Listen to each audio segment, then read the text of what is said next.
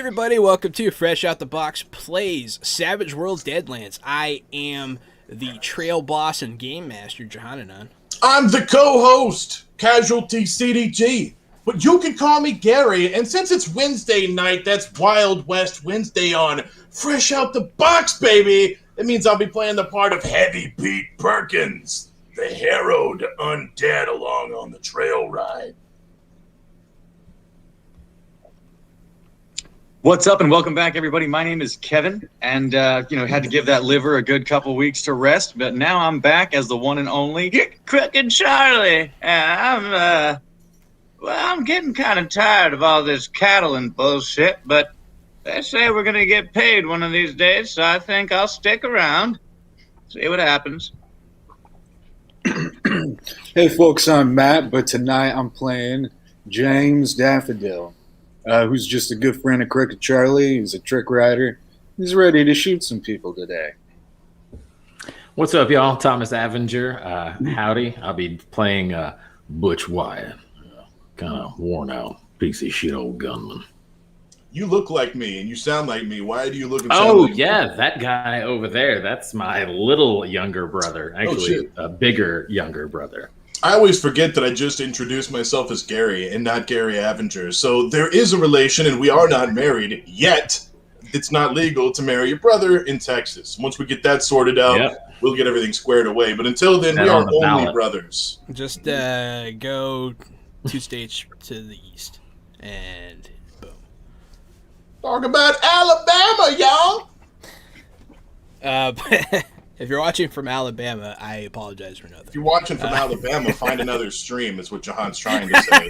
I don't think that way. I don't feel that way. I'll take fans from anywhere, but Jahan Roll Tide. Yeah, he said for me to tell you to find another stream. That's just Jahan. No, Alabama, you can stick around. Just, I think they got a ton of strings no in cousin Alabama. kissing, all right? For now. We're watching you. But yeah, so last time... we've been off for 2 weeks here. We missed last week because of extenuating circumstances with internet and whatnot. But we're back, and so 2 weeks ago, Thomas wasn't here. I already kind of filled him in on what he was missing with the whole jetpack debacle, the spy nonsense. Somehow, once again, involving Mormons. I don't know why both games have so many Mormons in them. I feel like they're an easy target for writers. I don't know. But today you approach the what's it called, Gary? The Trincheras. Trincheras. I almost gave up and said Tres Leches. Which if we I wish it was the Tres Leches pass. Me too, Probably. man. That's 3 kinds of milk. Trincheras. Actually, there's no specification that they're different milks. There's just 3 milks. Just 3 milks. That's right. What constitutes one milk, if not different kinds? I'm not sure we're allowed to speak on that. Here. The portion. Okay. 3 times the amount. That's why. 24 ounces of the same milk. Bunch of savages. Milks. 3 milks. It's just every glug. 1, 2, 3. All right, that's 3 milks. 3 pulls on a cow's teeth. 3 milks to the face. But yeah, so you guys have approached this pass. Sutter and Canton have once again trusting you guys. Once again trusting specifically James, who continues to prove himself time and time again, to watch after things while they go and make sure that the cows will even be able to walk in this pass without, dying or falling off. They're checking it out ahead of time. And as the night fell, everyone in the chuck wagon. Yeah, poor Gary. He lives right by a busy road. That's why we need people to subscribe and follow, because Jahan and I share a box under a bridge, and I have the loud room in the box. So they need to get fresh out of it. That's why we're fresh out the box. We live in a box under a bridge. Mm-hmm. With your support, with the adoring fans, we can one day be fresh out the box. For as little as a cup of coffee a day. you can support a Jahan and Gary. But yeah, $2.15 a day. it looks goes like a the long chat way. wants to know what I'm drinking today because I drink weird shit. It's just coffee and water, unfortunately. Coffee and water together in the same cup? Coffee is always Isn't it together always? with water. What? Yeah, it always is. Yeah, just normal. No, it's like 3 milks, coffee and water, not coffee with water. No, I have the coffee first, and then I add the water on top at the end. You idiot! Good. So he does drink weird shit. I do a layer of water on top. Yeah, no Milkus or anything today. Sorry to disappoint. I need to go back to H Mart, get me some more cantaloupe flavored Milkus. But yeah, so where we last left off, you guys woke up and heard after Pete Perkins was having an episode with his spirit demon. You guys awoke to find yourselves being ambushed as a swarm of bats swam in through the camp, and a wave of supernatural dread gripped everybody. I do believe the entire party passed their fear checks, though. But now you can see movement out in the grass. Your position is you are in a bit. They like to set up in these box canyons because it keeps the cattle from running around and escaping. But unfortunately, that gives your enemy a raised platform to aim at you from. So there's a ledge to your. We'll orient you guys in the way that you're facing, in the way towards the trench. So that'll be our like north, and I guess it is kind of north. But so to your west is a ridge.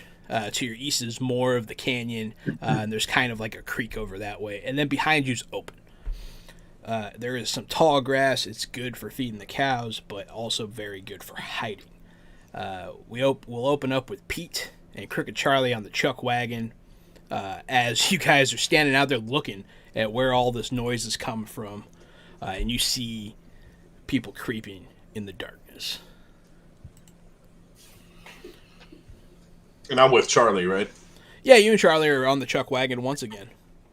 And yeah, actually, you guys can all draw your cards. Mm-hmm. Ooh. Mm-hmm.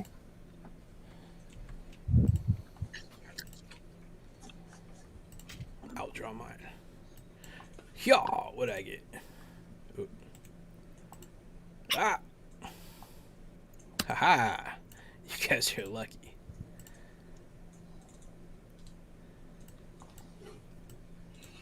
I forget you can click the card and it gets bigger. Yeah, you click the card, it gets bigger. Ooh, someone else got it too. That's nice. My character sheet keeps sliding around everywhere I move my mouse, and I've just about had it. There we go. 5 of spades. Finally got the card off of my border, dude. It's gonna be an 8 of hearts. So we got 8 of hearts, 5 of spades, and let's see, who had the 2? Crooked Charlie did. Crooked Charlie. Oh boy, Charlie had the 2 of Diamonds. diamonds. The 2 of girl's best friend. And to remind anybody who's here watching Savage Lands or Savage Worlds Deadlands for the first time, it's not always a card drawing system for initiative. That's just how this one works. That's how Deadlands works. That's a nice touch to make the initiative system a little more Western. Is that true? Mm-hmm. I thought it was always a deck of cards. Mm-hmm. Maybe I made that up. I've there only are played this special one. cards that you uploaded, right? That's Yeah, right. these are special. These are Let's go special with that for a Deadlands second, cards. and then let me double check to see if I'm full of shit. Well, hey, I've only played this system, so I really don't know. But I like the card system. So I drew like shit. Fortunately for you guys, because you guys drew like shit. Diamonds are a girl's best friend. Will be dead last. Crooked Charlie, you are not paying attention worth of shit. Thomas, you're first. Mm-hmm. So Yeah. your Good to have spidey, you your back, old Butch. man sense is tingling, and you smell people out on the wind. You catch like a smell of like cooked meat or something. You're like, what the fuck? Right. I'm gonna It is always with cards. from the back. I'm gonna go and let everybody kind of know, and then anyways, I get to blasting. I'm gonna go ahead and draw old thunder and lightning and let him have it. So where specifically were you located in The back, I assume. That's just sort of Butch's spot. That is your spot, but you were at rest, so you didn't have to be there, but you can be. How long were we there? Butch has a very meticulous thing that he does where he eats beans by the fire before he goes to sleep. It is exactly 1 a.m. Oh, then Butch is sleeping, but also I don't wake up easily. I don't know if that comes into play here or not, DM. Oh, it could. Is that one of your perks? Or Sure is. Awesome. All right. So something's amiss. You have tumultuous dreams. Let's see if they wake you up. Go ahead and give me a notice roll here. We can do spirit or notice. Yeah. Ooh. So no. Hey, you know what? I appreciate your honesty. You were asleep, and you don't wake up easily, so you are asleep for your turn. Gary and Matt. Yo! Gary, what was your suit? Mine was... It was that 5. I don't remember what the suit was, though. You had spades. There you go. Spades beats clubs. Clubs is the worst suit in this. So, it goes you, and then James Daffodil. You guys are up.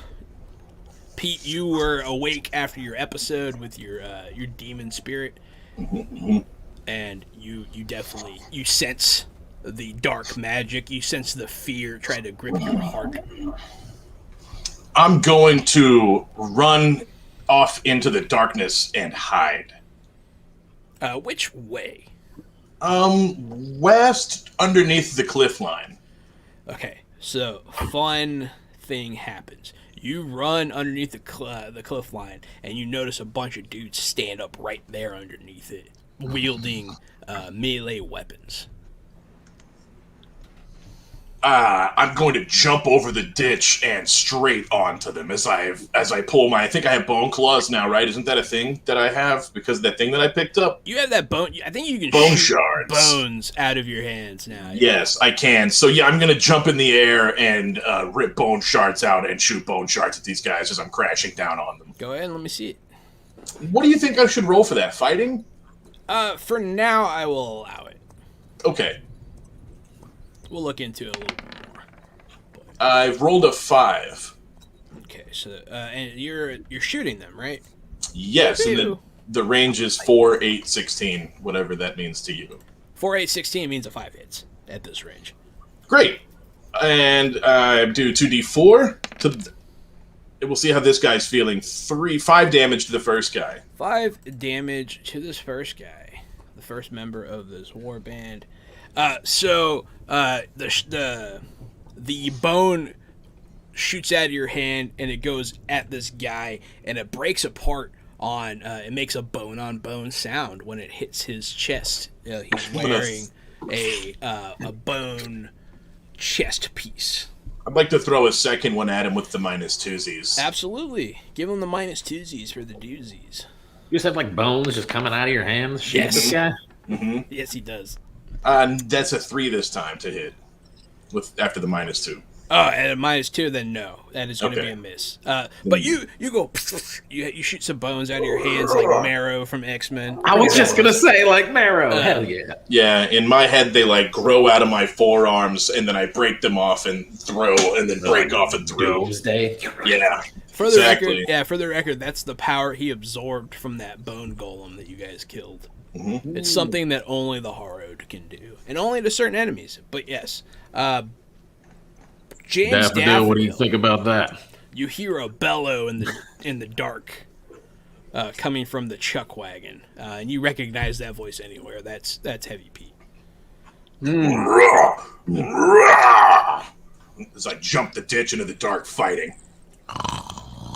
And I don't see anybody yet, right? So you see like the hints of movement, but you're not sure how much of it is cattle, how much is your mind playing tricks on you, and how much is this damn swarm of bats that's flying around right now, wreaking havoc. Cool. Then I'm gonna saddle up and head that direction. Yeah. Yeah.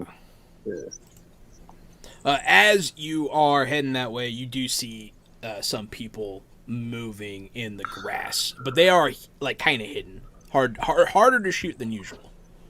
Hmm.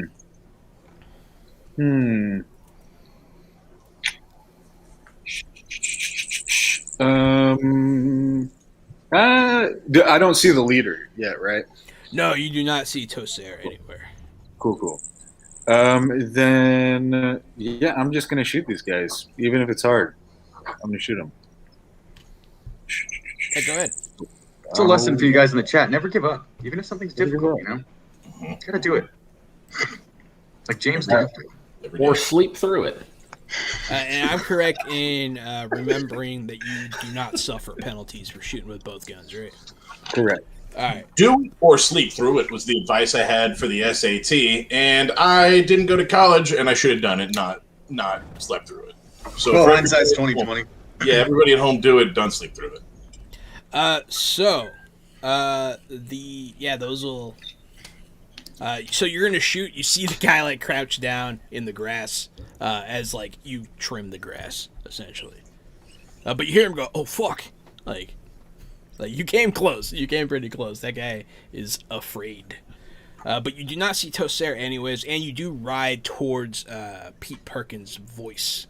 And you get close. You can see the chuck wagon, and you see Crooked Charlie, who's like in slow motion, like taking the hat off of his eyes as he starts looking around. And then you see a glow come from right above Pete Perkins as this black energy tinged in purple kind of just starts forming, and you can see a man silhouetted by that, and it is Tosair. He's holding some sort of spell in his hands, and he releases it. So I'm gonna go ahead and roll. Okay, no raise, but I do in fact. So, who's close by? Pete, Charlie, James. You feel this energy wash over you, and like you're holding your guns when it happens, James, and your gun, like your fingers, like feel like somebody else's, like they just don't. Your hands don't feel like they belong to you. Pete, you kind of feel a similar, like your spikes don't want to emerge, and your hands are unsure. Both of you, for Pete, your melee, since that's what you're using at the time, and James, your gun skill. They both go down a die size. And then Crooked Charlie, I'm going to just pick guns for you two. Cool. Actually, let me see if you get to resist that. You might actually. So the shooting skill goes down from, yeah. let's say, like an 8 to a 6, D8 to 6. You do get a spirit roll. Oh, hot. Whew. You do get a spirit roll. I was like, this sounds really strong. James Daffodil. I'll go ahead and hit that with the first Benjamin of this Wednesday. Yep, I was gonna say I'll slap a Benny on that as well. Benny. Hey, I'll use it. I'll eat them any way I can, guys. Whoa! There we go. There we go. Benny worked out. Good job, everybody. So you reassure your mind. You're like, no, these are my fucking hands. This is crazy. What are you like? Get out of here! Get out of here, Tosair! Get out of here! Get out of my head. As the magic tries to, it does affect you, but you shake it off, as only heroes can do with your Benjamins. I'm glad two of you had to use Benjamins. That makes me feel like I did my job. After that, so that was Tosair. His warband's gonna go now. You there, Pete Perkins, what is your parry? You're about to get fucked. No, I'm not. My parry is 8. Yeah, I know it is. I knew it was high. I knew it was really high. Let me see. What am I going to be using to attack you here? Yours is an 8? Yes. Jesus. I'm a fighting guy. I fight. Yeah, but they only rolled an 8. Whoop. Too greasy, baby.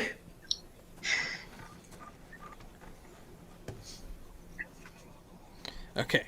So all the like goons, they come at you. They're yelling. They're like, ah! They come out of the. They emerge from the stone. They are waiting for someone to come here so they can ambush them.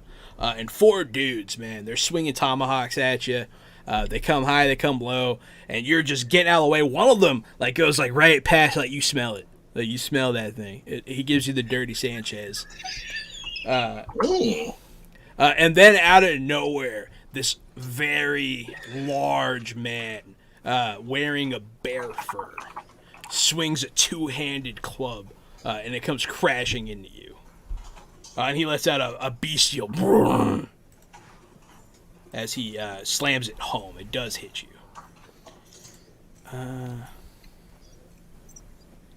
How much does your club do?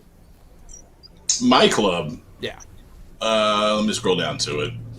The Ghost Steel War Club or the regular War Club? Regular War Club. Regular War Club. I think I dropped it and gave it to Crooked Charlie. How much does the Ghost Steel one do? The Ghost one does much more. It does more. Okay. Yeah, it does strength plus 1d8 plus 1. I think the other one did strength plus 1d4, or maybe it did strength plus 1d6. Okay. And you're supposed to roll the strength, right? Yes. Okay, what's your toughness? My toughness is a 9 with a 2 in parenthesis. So is that 11 total? It is. Okay. So this club comes crashing into you. And it hits you full on in the chest, but you kind of like roll with it. And you absorb the blow to the number. So unfortunately, he does not shake you. You weather the blow like only you can. After that, some people from the top of the ridge open fire. They're going to shoot who they can see, which is Crooked Charlie. They can't see you, Gary, because you're underneath the cliff. Yeah. So, Crooked Charlie gets shot. So a bullet whizzes past you, and now you're fully aware of what's going on. Another bullet does kind of hit you. More or less. It more or less hits you. Let's see. What's your toughness, buddy? 8 total. Okay. 8 total. Ooh. Is any of that armor? Yes, I'm wearing a devil's apron and a light hat. Okay. And what's your toughness? I'm sorry. Imagery. Was it 8? What's up? You said your toughness was 8? Response, vampire. Yeah. So you're gonna get hit for 3.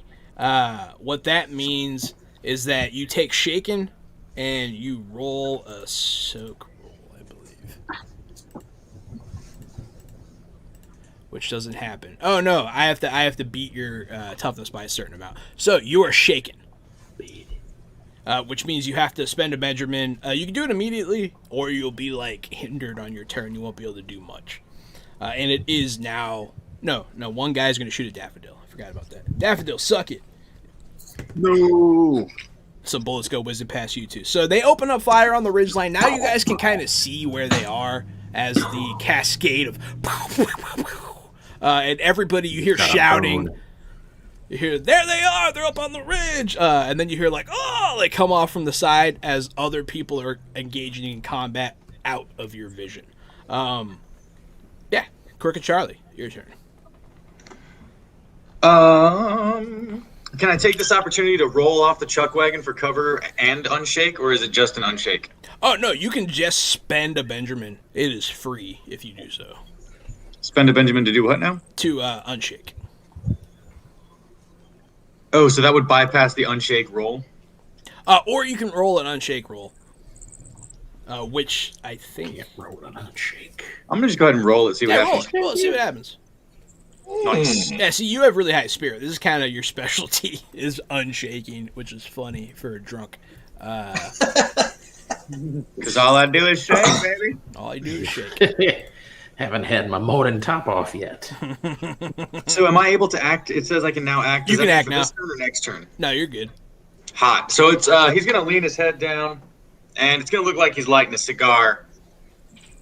It's not a cigar. It's the fuse to a 4-pack of dynamite sticks, and he's gonna go ahead and give that a big Chucky Wookie over at the guys in the grass, the oh shit camp of guys, including Pete. Right? We'll Including ambush who? him. Pete's over there. I thought Pete jumped over a ridge and was on the other side. Yeah, he's with like the guys underneath the ridge. Are you throwing it above the ridge? So let me reiterate the situation. So the chuck wagon to your like left is all this like a cliff that it's like a ridge. It's up. It's above you. And there's guys up there, including Tosair, with guns. Below that, Pete is engaged in close quarters combat with 5 men. No, absolutely no. I'm aiming at Tosair's group on the ridge, and I'm just gonna go ahead and put the intention in here. My idea is not only to, as James Daffodil might imagine, blow the shit out of these guys, but also hopefully cause some sort of avalanche of rocks on the guys below. So I'm gonna throw that little 4-pack of dynamite, see what it do. Yeah, this is definitely going to be great no matter what happens. Ah, shit! I forgot to unshake myself. All right, I'm good. We'll just take that 10.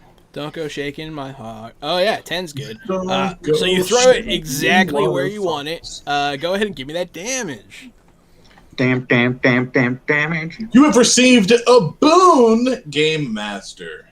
Oh, I got booned. That means I have a Benjamin. I start with 5 every session.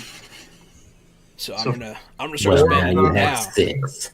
I'm gonna I start think it's 3d6 damage for 4 of them, I believe. That sounds Does that right. Okay. We'll go with that. Jesus age. Oh my god. Damn. You send a Benny to reroll damage? I don't think we fail that hard.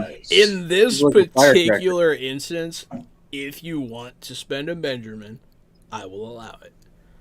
I mean, I think I'm going to because Yeah, there's That's no 3 possible- damage. I Yeah, feel there's bad. I'll no allow it possible like way. this one time. This could be worse. That's not how dynamite works. You know what I mean? Like You are a benevolent DM. We thank you, my lord. that's better.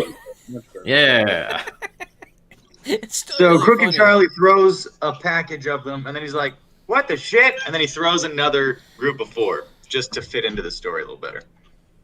We'll say you only threw like 1 stick on accident and it wasn't even lit, and you're like, oh no, and you're still holding the sizzling pack, and you're like, oh fuck, and you then I throw it. like threw the match instead of the dynamite. Yeah. So they're gonna try and get out of the way. To the best of their ability. Take that, Tosser. And then for the people down below.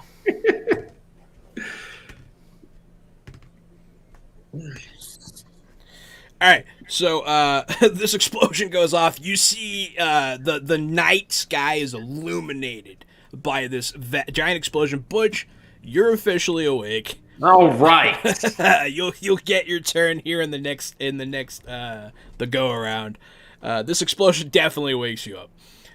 And the night sky is illuminated, and there's a man's body just limply ragdolling in the air. And we'll say it lands on like a cow's antlers, even though they have horns.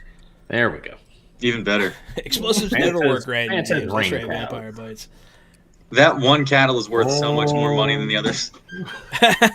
But yeah, so one guy is just straight dead. You don't know what else happened to like the guys up top. You just kind of see like the fringes of them escaping into the night. They kind of disperse. And then the cliffside collapses onto Heavy Pete Perkins. Give me a evade roll. What if I don't want to evade it? I just want to catch it. I want to catch a boulder and stand there like a badass. Yeah, I'll allow it. Go ahead and give me a. It'll be harder to do, but give I me a do strength. have supernatural strength Yes. as an ability from being undead. Hey, go ahead and use that. Let's see how it goes.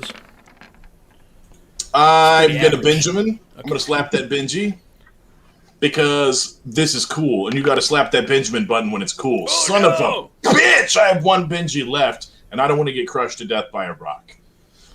So hear me out. I'm gonna stall for a second, see if I get a Benjamin, and I'm gonna roll a Benjamin anyways. Definitely, definitely. From the chat. Nate! Oh, I hope you got Oh, it. if That's my last one. anyone wants to contribute. That's So it. you put I'm your rolling hands it. up. You put your hands up. A couple maybe of rocks that like ain't hit you, and you're like, "Oh fuck!" Like you're trying to catch them. They're too small and they're hurting you. But then you grab like a big rock and you're holding it now. I like to imagine that it crushes you like Tom Holland. Come on, Yeah, Spider-Man. I'm perfectly Come on, fine. Heavy Pete. You spent so many Benjamins. I'm fine with you not taking damage. For Yeah. success. You see a guy next to you get flattened like a pancake. And then you see a couple other guys take some hits. And they're like bruised, cut up. And you see the big guy just kind of gets out of the way. Like he moves a lot faster than you. Charlie and I have been boned by vampire bites. And then you see you, another another warrior And Daffy. with eagle feathers in his hair, wielding 2 tomahawks. He also dips out. So one's dead. And Jahan. One's dead. There are 4 left, 2 of which have been described differently than the 2 that got wounded. And then we're gonna go back to the top. So everybody, go ahead, redraw your cards. but Everybody got booned. Oh, everybody but Not Gary. Gary. That's funny. I'll see you guys as later. It's shit. been fun. It's been real. Thanks for Oh, letting there me you go. play You got with booned. guys. You got booned. There it is. He forgot he's not There it wearing is. pants. All right, they threw it in on you. Oh, you got 2. All right, I'll come back for 2. Yeah, 2 as in 2 ladies. I'll come back for 2. Thanks, Vampire Bites. Thank you. That was wonderful. We'll come back. We'll come back for 2. They are quite the Joker. But yes, thank you, Vampire Bites. That's hilarious. Probably made my night. But yeah, everybody gets some boons, including me. So I'm sitting pretty here. Sweet. I got. You know what? I'm gonna spend one of mine. It's been a couple weeks. I apologize. I'm gonna ask a stupid question.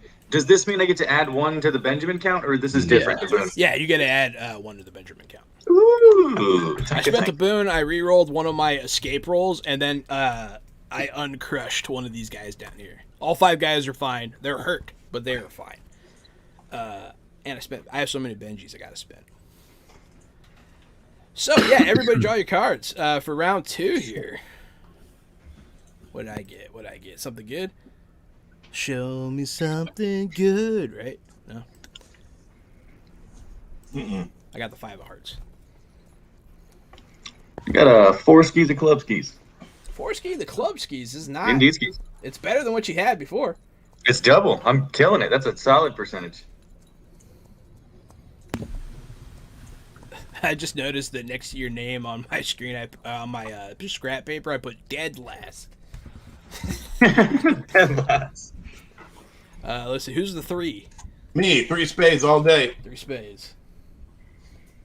And the 3 of spades is actually one of the bigger cards that you can draw in this game. Did not know that. Yeah, it's one of the top initiatives. Who's the ace? That's me. Who do you think, dude? Jim Daffy. All right. So I think it's safe to assume you go first. What did you get, Tommy boy? Queen. Oh, okay. So yeah, it goes James, then Butch, then the bad guys. All of them. Yeah. And then Gary next. And then Kevin, then Gary. Gary's dead last this time. Alrighty, let's roll into it, guys. James Daffy, you see this explosion. You see a corpse fly up in the air. You know Cricket Charlie must be awake. And you see these guys in the grass now that have been shooting at you. They are not the ones on the ridge. It's a separate group. They kind of spread out, it looks like. Gotcha. And then you see Pete in a desperate combat with many. I wouldn't call it a desperate combat. I'd call it now what was a 5-on-1, a 3-on-1 with 2 injured guys and me about to smush people with a big-ass rock. I'm excited for you to smush people with the big ass rock. I like that you're going to turn potential peril into a physical weapon. That's awesome. That's how you do it. It's one of those things where, in real life, you cannot catch a giant fucking boulder, right? But this is a game, and I might as well give it a fucking shot because, running away is so normal. Let's try to catch this fucking boulder with my superhuman undead strength and see if I can crush somebody like a pancake. Yeah, last time I got arrested, too, they wouldn't let me spend a penny. It was the weirdest thing. In real life, they wouldn't let you Benny out. Wanted to change the narrative, That's weird that they wouldn't. I let was like, you no, Benny you're out. under arrest. Where did you get the Benny? Yeah, are you sure that you didn't spend all your bennies already? I may have. Yeah, I mean, Vampire Oftentimes Bites wasn't we there to use bail them me up. out that time, so. We use them up all the time. We're like 5. I want a popsicle. Oh, I used all my bennies up a long time ago. Yeah. I've actually still got a few left. Oh, that's good. That's good. Yeah. James Daffodil, what you doing, buddy? Well, I'll probably shoot these fellas in the grass. Okay. I'm excited. That's a hit. It's a pretty good hit. Nice. It's one of the things I like about this system. The numbers stay pretty low. Okay. So you decided to run it back, and yeah, you shoot the same guy twice, or one guy once, one guy once. One guy once, one guy once. All righty. Let me see what their problem is. Let me see what their issue is here. What's their toughness at?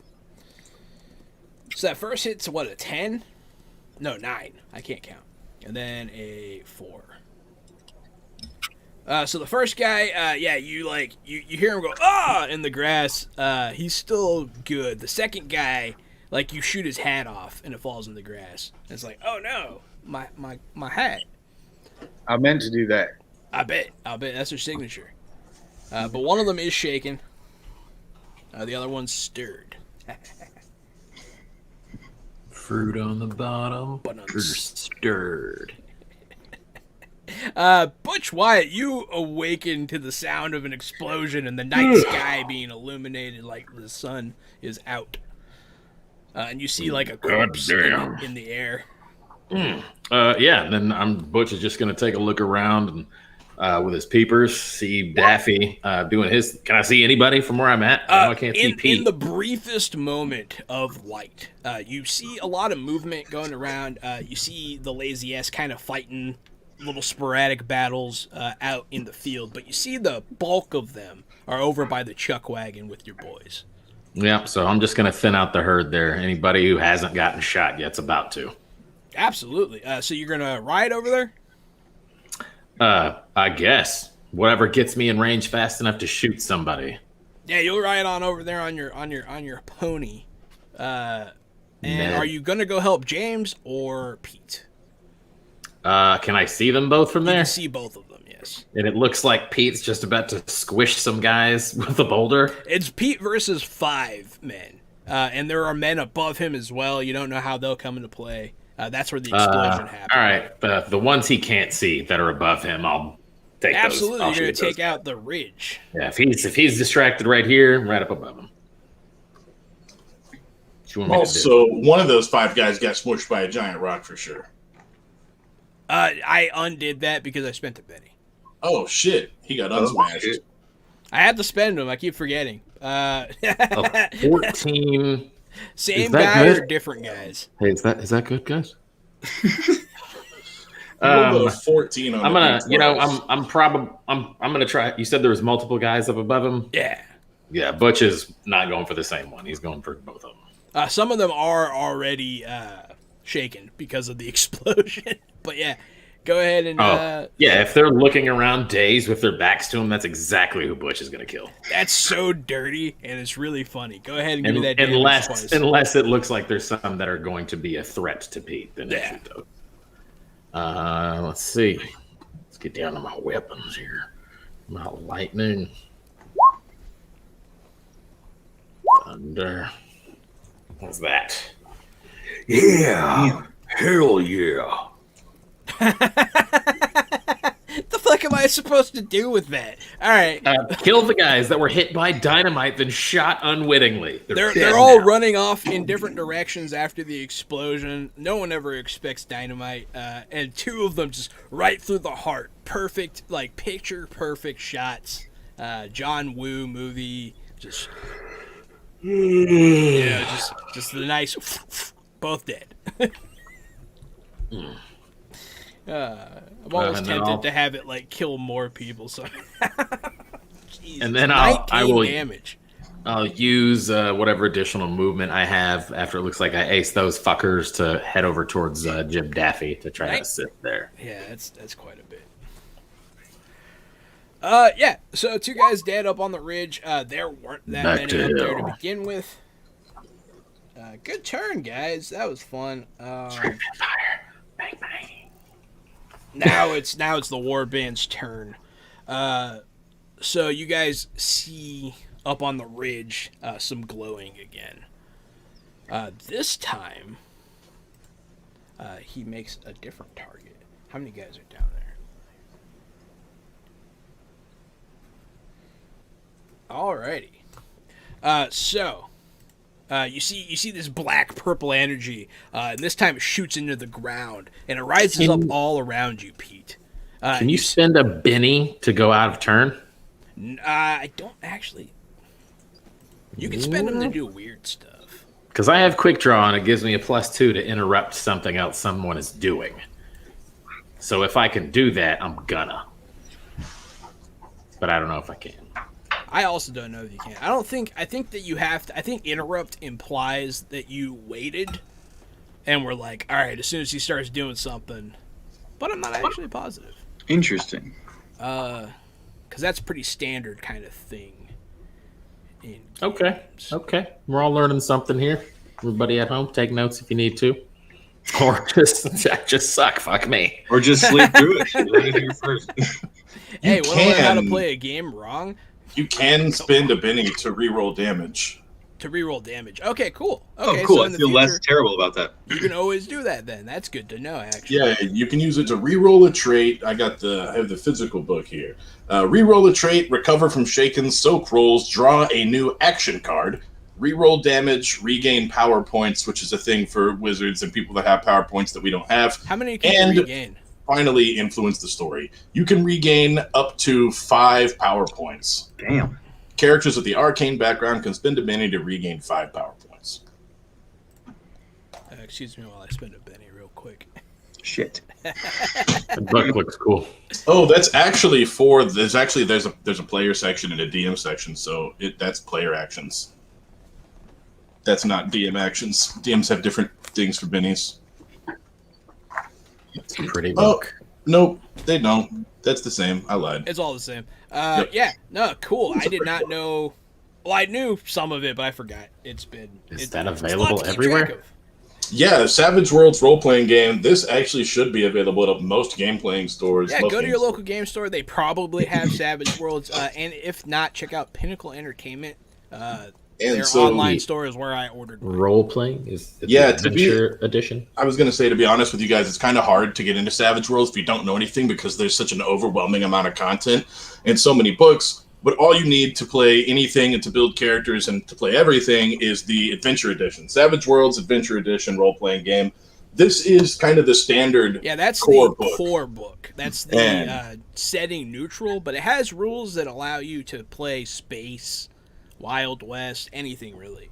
The setting books help you tailor your game. But yes, so this black energy shoots up all around you, Pete. And you see it go into all these warriors surrounding you. And you kind of see them. They don't get bigger, but they loom taller.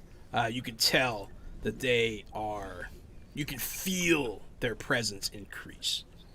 I hate dark magic. I love the way magic feels in this game. But yes, so that was Tosair's turn. Those guys are going to go ham on Butch. Because they are no longer rolling d8s. Alright. I know... Alright, that guy hit you. Which is funny. It doesn't seem to matter. That guy was already rolling a d10. So. Alrighty.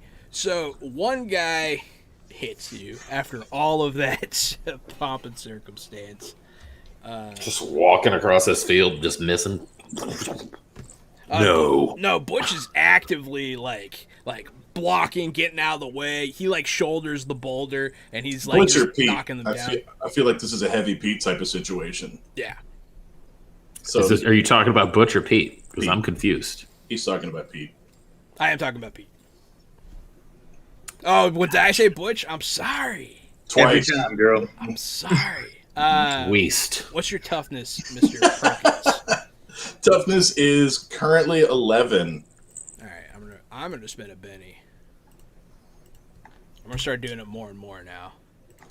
Gotta Ruh-roh. run through them. So I can reroll my damage. Fuck. So But you once roll again, lower. this club hits you in the back, and you almost drop this boulder. But you don't. You absorb the hit once again, and it is now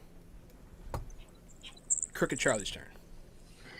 Wonderful. So Crooked Charlie, now having disrupted some shit with the dynamite sticks, he's going to pull that flamethrower back right off that wagon, and he's going to run and try to, again, I'm going to try to hit as many people as I can, but the main idea here is to fire it right at the guy with the bear skin on him in the hopes that it, catches fire and melts to his form.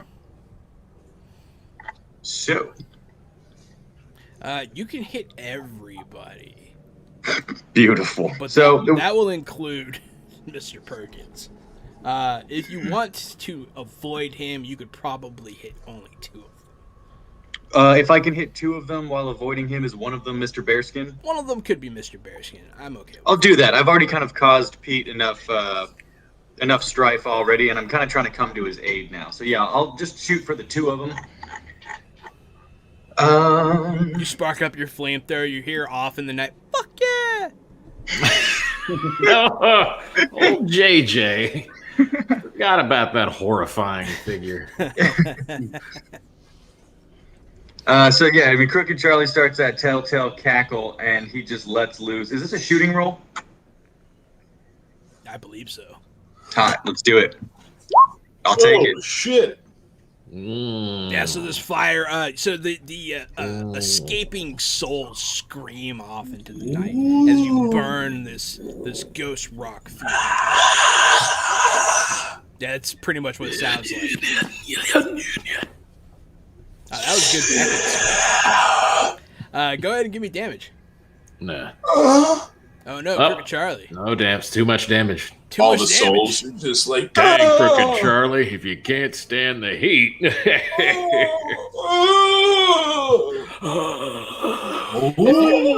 If you're Jesus, just I must have now, blacked out. if you're just now tuning in, this is the ejaculation pantomime portion of the show. What the fuck?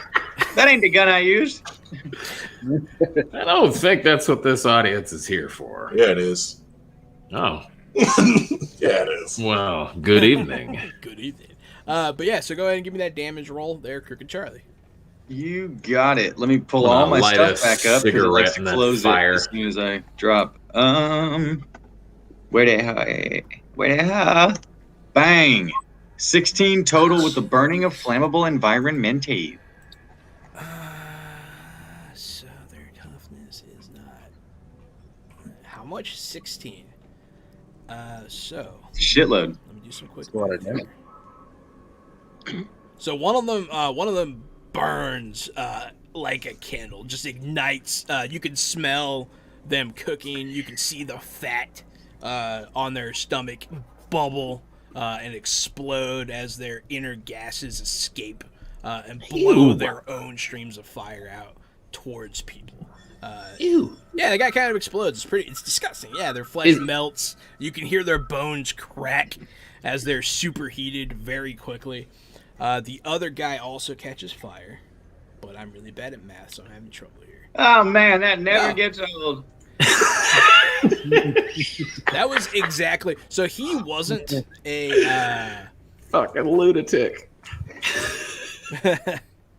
When you drink as much as Charlie does, you just want to feel something, you know? So one of them actually has the ability to spend Some pennies. One of them is actually a Just want to wild watch the card. world burn. So he's going to soak.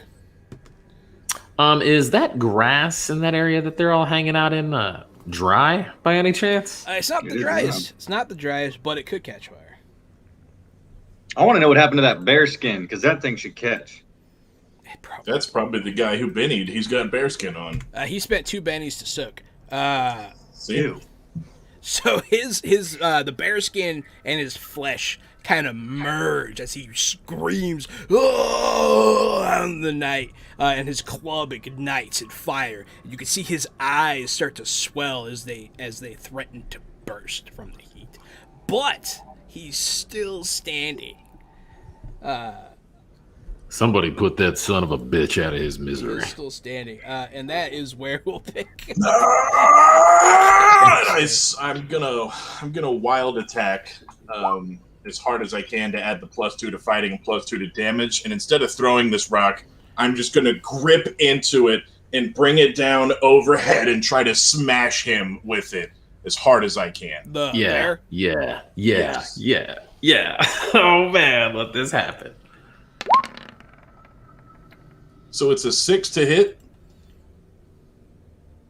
It's oh yeah, you get +2.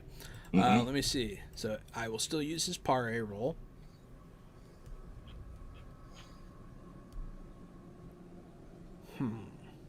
Suspenseful. I can't remember. Do you have to beat it or equal it? Do you remember? I don't actually remember in this system. Sorry. I'll say you do hit him. All right, and I will slang this damage like this. It's going to be 21 damage. I just used the war club for the giant brick, the giant rock. All right, explain to me how you kill this guy. Oh, so I grip in, my fingers crush into the rock, and some dirt like comes out of the sides as I rear back and extend it over my head and scream. Leave myself wide open. I'm vulnerable next turn for my wild attack, and I come crashing down with it overhead as hard as I can. And the rock just thuds. You all hear a just flattening crunch and thud at once as a little bit of mist squirts out of the sides onto his buddies. Just a little bit of jelly. Absolutely. He's still on fire when this happens, and some of his skin sticks to the rock, and you kind of pull his face off when you move it. I don't move it. I just slam the Slam it entire. down. And I'm imagining this rock is like the size of a small car. It's pretty big. I imagine it like. I've got like a half a Volkswagen Beetle in my You head. got like half a Volkswagen Beetle. Yeah, that's Yeah. So I just smash it on top of the human being, and there's nothing left. You could just see his arms and legs maybe where under the crater. I looked it up, and the pare is the target number. So yeah, you're good. Good. Had to make sure. After I do that smash on that fella, can I try to intimidate his friends that are right here? Sure. The two that are much less threatening? Yeah, they're all human. They're susceptible to fear just like anybody else. And I rolled a 7 for the intimidation. You roll a 7, which means they have to make their own fear check. Which they will do. I would be afraid if I saw a big demon man with bones sticking out of him squish a human being with monster truck size rock. After being set on fire, too, it's just like, damn, give that poor guy a break. You know? Leave him alone. Why they even bother making them stronger? Leave Bearskin Man alone. Let me see here. Fear. Yeah, You so know, one of Bearskin them- Man's been having a lot of problem with his conservatorship recently. That's what I hear. But other celebrity bears have banded together to help him out. Like the bear from The Edge with Sean Connery and the bear from Dances with Wolves. I think they've all kind of got involved with the issues. So they actually rolled pretty good. So they're determined. You see some of them start to waver. And fear can cause you to just kind of become like nauseous at first. So the ones that don't waver, they steel themselves, they look at you, they just look angry. And the other ones look kind of shaken from it, though. That was Gary, so that's the end of the turn order, I believe. Yes, that's correct. Everybody Ladies and gentlemen, Gary. should draw your cards. I liked my turn. Yeah, your turn was, there's a lot of good turns there.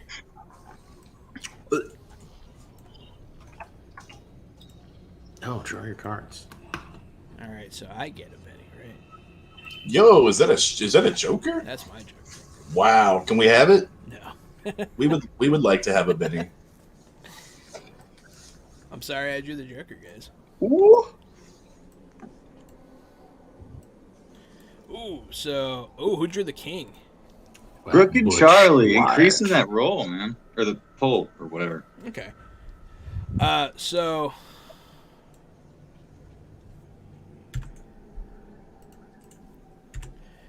yeah, you guys did pretty good there. But unfortunately, I pulled a joker, so they're gonna go again. James Daffodil, have fun getting shot in the face. Oh, damn. And by that, I mean have fun having bullets whiz epically past you as some gunfire emerges from the below you. But it's dark. They're having the same problems you're having with this nighttime ambush. And then the melee guys that are fighting Gary, that are fighting Pete Perkins, are going to give you the business, I hope. Well, they can certainly try.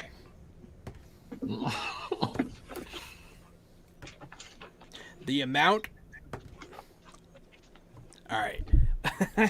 So out of all, like, 4 guys remaining. No, 3 guys remaining. Come at you with tomahawks. And they're just swiping. You're too quick for them. One of them connects. But I don't even think he can do enough damage to... Yep. It hits your armor, and you're just... You bulk up at him. As a reminder, I'm wearing this blood red, this crimson sleeveless duster, this crimson velvet hat, and a bullet-resistant duster underneath that. And I am huge. I'm a tall, wide person with a hole right above my head where a bullet went through my eye.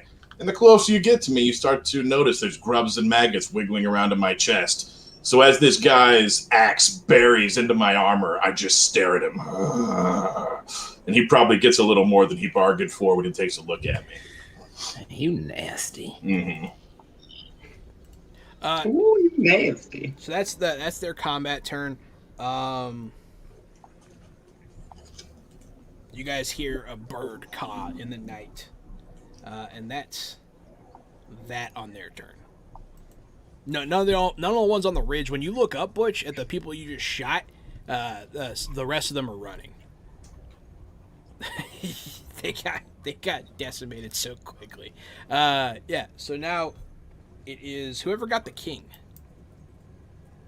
Crooked Charlie Crooked had the Charlie. king of hearts. Crooked Charlie looks frozen. Or he's just glaring at us. No, that's a frozen. That's a frozen Charlie. Go ahead and take your turn, Butch. I think he's about to hop back in here, but I'm not gonna. Yeah, go ahead. Go ahead.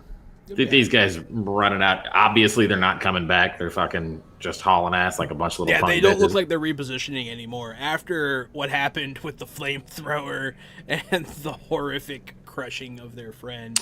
You know what? I'm gonna pop a couple shots off at them because fuck these assholes. But I am gonna yell, "You goddamn cowards!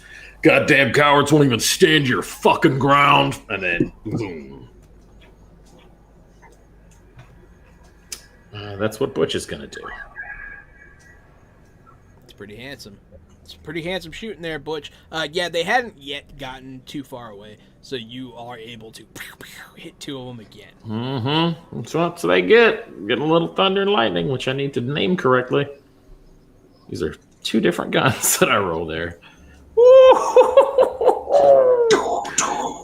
For those following along at home, that's 26 damage on the first one and 13 on the second. That's strong damage, boy.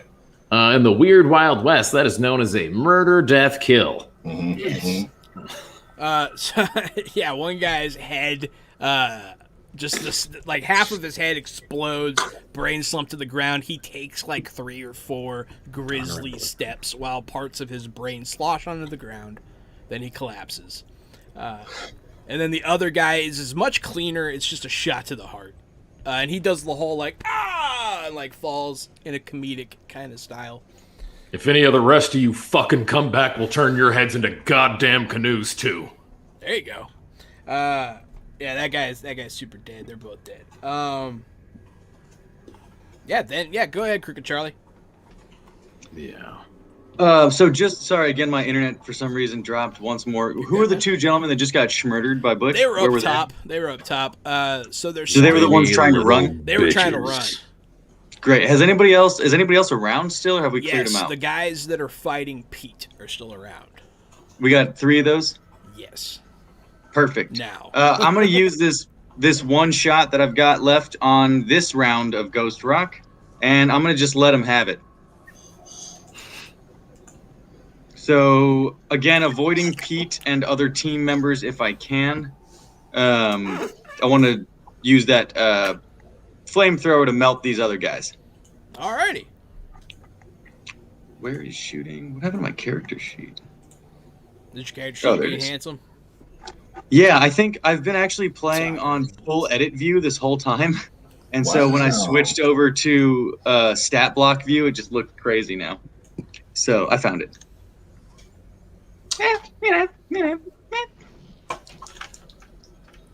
What a big 5. Hey, go ahead and give me the damage on that. Oh, cool. I'm glad I didn't spend him in a Benjamin. So that, cackling away. We're going to shoot for 22. Yeah, we are. Dunskies. So one of them, the one that has the 2 tomahawks and that is rocking like the hawk feathers, he sidesteps. The other 2 just get skeletonized like instantly. Just, but somehow, as skeletons, they still manage to scream as their bones crack open and release their sweet, sweet marrow to the earth. Let's see. Who hasn't gone yet? James. Hey, Lee's here. Hello, thank you. Hey, Alicia. What's up, girl? Skeletonized. Skeletonized. I liked skeletonized also. I would love a shirt that says skeletonized with just a person vaporized by fire. I imagined it very much like Mars Attacks. Skeletonized. And on the back of the shirt, it just says, fuck yeah. Fuck yeah. But Or it's like one of those 3/4 inch ones with it on the sleeves. Getting strong. James Daffy, you're in the last of the fights pretty much here with these 2 grassmen. No one can beat Crazy Charlie's deals. What would you like to do? I would like to shoot them. I figured. Mm-hmm. I figured. Skeletonized. I'm glad you guys like that so much.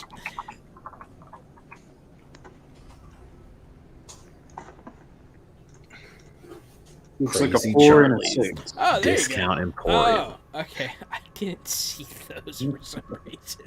Yeah, go ahead. Those are both. Are you shooting the same guy? Yeah, same guy. Okay. Same guy this time. Go ahead and Bang, bang. Ooh, he's at it again. Yeah. 15, 16. Yeah, you shoot him right through the heart and then right through the head, so he's double dead. And Nice. he falls to the ground lifeless. Through the heart, through the head. As he Now falls you know to the he's ground, double dead. his head lands on a rock, and it crushes his suborbital, so his eye pops out and just lies on the ground in an anthill. So it's just... Is it still attached by the optic nerve? Yeah, it's or still did it attached pop? by the optic nerve. Yes. A bridge to the brain. So he can see everything around him. Yeah, he's always wanted to get up close and personal with an anthill. But yeah, so that guy's super dead. Pete Perkins, the last turn of the round here. And there's one left at this point, right? Yeah, in the front of guy me? with the hawk feathers and skull in his hair, and then 2 tomahawks, and he's the last guy. You trying to die here today, warm blood? And I'll pull my club up over my shoulder and look at him. You can see he's definitely about to run. It's just not his turn. Go on and tell your trail boss to leave us alone. Ain't nothing but dead bodies waiting for you and your kind. At that, he will run. He will run. You guys will hear the caw of a raven in the night. I rolled a 5 for shooting. I want to try to at least tag him as he's going away. The hawk guy? Yeah. Yeah, no, that'll hit him. And that is so on the last shot with my flamethrower, I used the last of the 6 shots, so I'm loading it up with more ghost rock. So I'm gonna pretend, I guess, that this is not immediately usable because the ghost rock weighs a pound or something, 10 pounds. So I'm gonna shoot him with that Lamat revolver. Okay. which is somewhere. My view keeps switching. There you go. Ooh. Is that 18 altogether there? Yes, 18 altogether. And I'm going to shout, of course, in the way of Crooked Charlie's morbid humor, just kidding! And then, pow, as he's turning to run. Absolutely.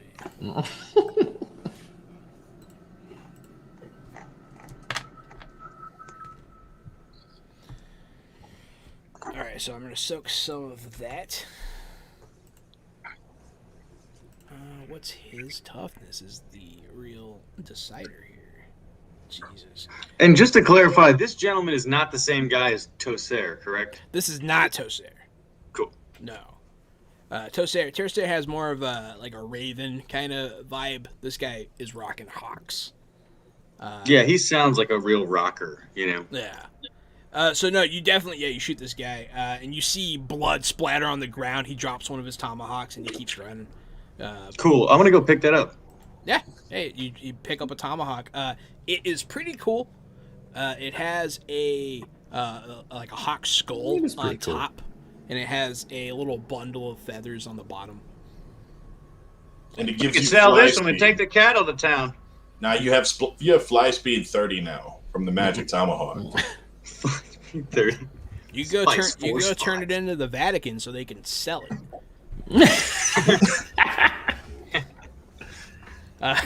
But yeah, so that guy runs off into the night. You guys can still see him. If you really wanted to write him down, you could. The other guy that James Daffodil was fighting also runs off. And so you guys no longer see anybody. The smoke is still billowing from just the grass catching fire from Crooked Charlie. And just the various explosions and whatnot. It's kind of it turned into a war zone. And it's been less than a minute since the assault started. So it was over pretty quick. It was pretty bloody. You guys are straight up murderers. So Goddamn right. good job. You guys are definitely good at something. And that's murder. But yeah, so they all ran off. You guys can pursue if you want to, but they are gone. And we're no longer in turn order. We just letting them get out of here. Let them lick their wounds. Does anyone want to chase these fuckers down? I just assume not. I could send the bird after him, but I feel like we got the message across. Yeah, maybe you can just send the bird after them and let us know where they went. Good idea. He's gonna whistle to Nerd, and Nerd will break his circle with the sky, Nerd the bird, and fly off in the direction of Tommy Tomahawk Tom. You know, PhD. might as well get some supplies while we're here. And Butch is going to start looting people. Crooked Charlie's new name is Crazy Charlie. He's going to open up a store. His prices can't be beat. Crazy Charlie's Discount Emporium.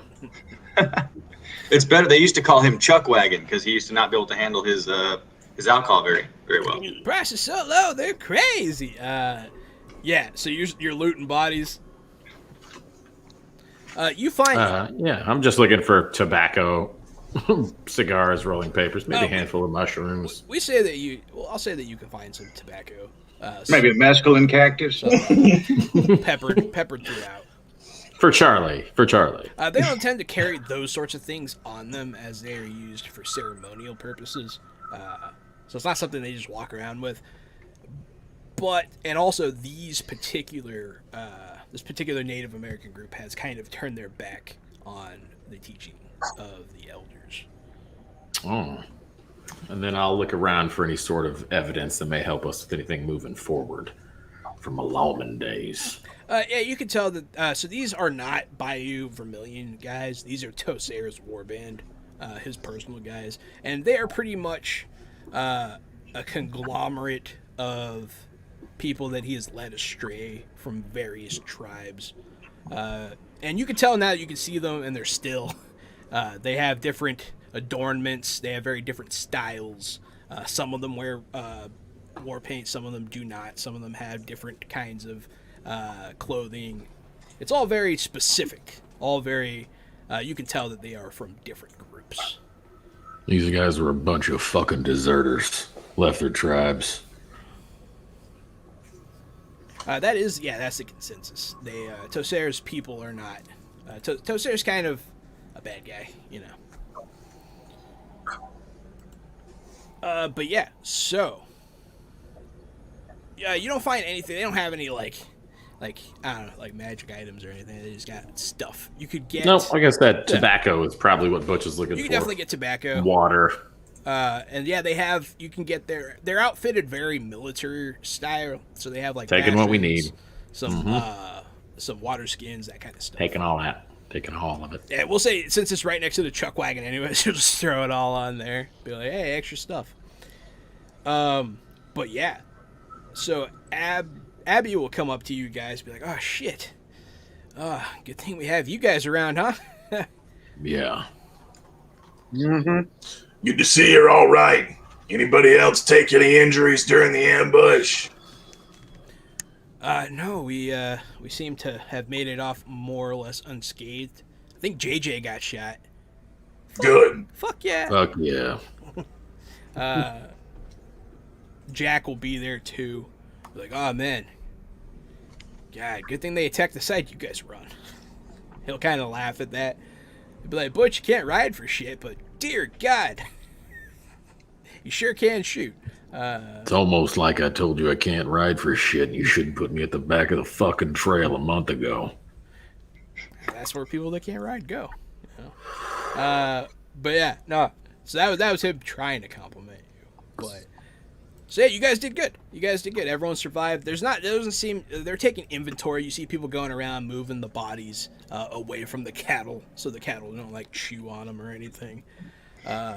And there is a group of men wrangling the ones that ran away from the noise. Crooked Charlie's gonna look over at Pete and ask him if he'll. Hey, you gonna give me a hand getting this fella off this cow antlers? Yeah. How'd he wind up on the antlers of a cow anyways? How the hell did a cow wind up having antlers in the first place? I thought only bulls had antlers. And reindeers. Ogre Santa cows. Yuletide cows. Santa cows from Santa Cruz. Right, James? Right. But as I tell you, Santa's gonna be late if one of these cows don't make it up north. I'll go over and help get the body off the cow in his antlers. You know, by the way, sorry about that boulder, Pete. Didn't see you there. That's all right. I appreciate you for handing me a weapon. I found myself all out of options. That worked pretty well. I'll take a swig from my whiskey bottle and pass it over to Pete. I thought that was pretty impressive myself. That strength seemed almost superhuman, eh, Daffy? Yeah, Pete, how'd you get so strong like that? You do push-ups in the morning, or? I'll turn and open up my jacket and then drink the whiskey that Crooked Charlie just gave me, and you'll just watch it spill out of my stomach all different directions and onto the ground. And I'll pass it to James Daffodil. I was really hoping for that, like the Casper movie with Bill Pullman and Christina Ricci, when those like Casper's brothers are eating all the food and it just falls. Mm-hmm. It does. It just goes out. Yeah. Oh yeah. Yeah, he must practice that when he's doing his push-ups. Magician too. Oh fuck yeah, Pete! Looks like you sprung a leak there, buddy. Ha ha! I heard you got shot full of holes, JJ. You feeling all right? He's in like he has his arm in a sling. He got shot. He's like, oh yeah, man, that was crazy. Come here, you want one more for the collection, you ugly broad? Oh no, I already got one more than I needed. All right, well, I guess I'm glad you're still here. I'll take a pull of that whiskey and call JJ over and offer him some. When he gets close, spit it on his wound, and then field medic it real quick. Patch him up. Because I can do that. Yeah, no, you'll actually help tend to his wound a bit, and you do help it out. Quit being such a fucking baby. There you go. You'll see Mama come up, one of the characters that hasn't gotten too much play. But she's an older woman. Every day. She's she's kind of the trail mom. She'll be like, "What are you doing out here, JJ? You need to go get some rest, honey." She'll take him. She'll be like, "I'm sorry about him. He's a little touched in the head." You guys already know that, but she's just reiterating. So, as the night closes, you guys kind of finish up helping around. You guys kind of take a load off. You did your jobs. This is pretty much the reason they keep you around, because you guys are great at killing people. So you successfully protected the herd. Good job, everybody. The next day, the boss man shows back up. It says that the way forward is scouted out, after which he's told what happened. He's like, oh shit. And he'll personally thank each and every one of you for protecting the crew. But they did scout ahead. The way they were going to take is kind of fucked up, so they're going to take a new path. But it looks pretty clear. It's much wider, and it looks like an easy way through the pass. And that is where we're going to cut it for now. We're going to take a little bit of a break. Thank you so much, everyone, for watching so far. Yeah. We're gonna go Go to the get bathroom, yourself a some drinks. snack. Get a snack. You earned Everybody it. at home, yeah. You earned Everybody it. at home, go drink some water, because you're not drinking enough Some water. gushers. And we care Some about gushers for it. yourself. And that means you, Vampire Bites, and Alicia, go drink some water. All right. We'll be back, guys.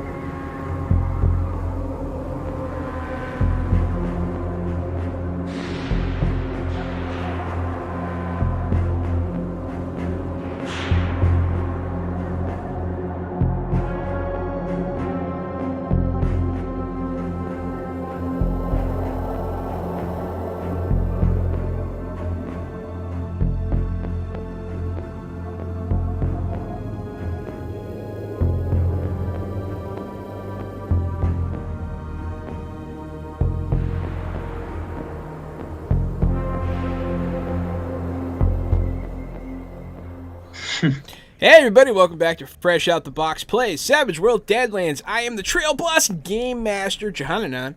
I'm Casualty CDG, the co-host of Fresh Out the Box, but it's Tuesday night, and that means we're playing. It's not Tuesday night, it's Wednesday night. It's Wild West Wednesday night. We don't play it on Tuesday night. Let me try that again. Take two. Wild West Wednesday night! That's Savage World, baby.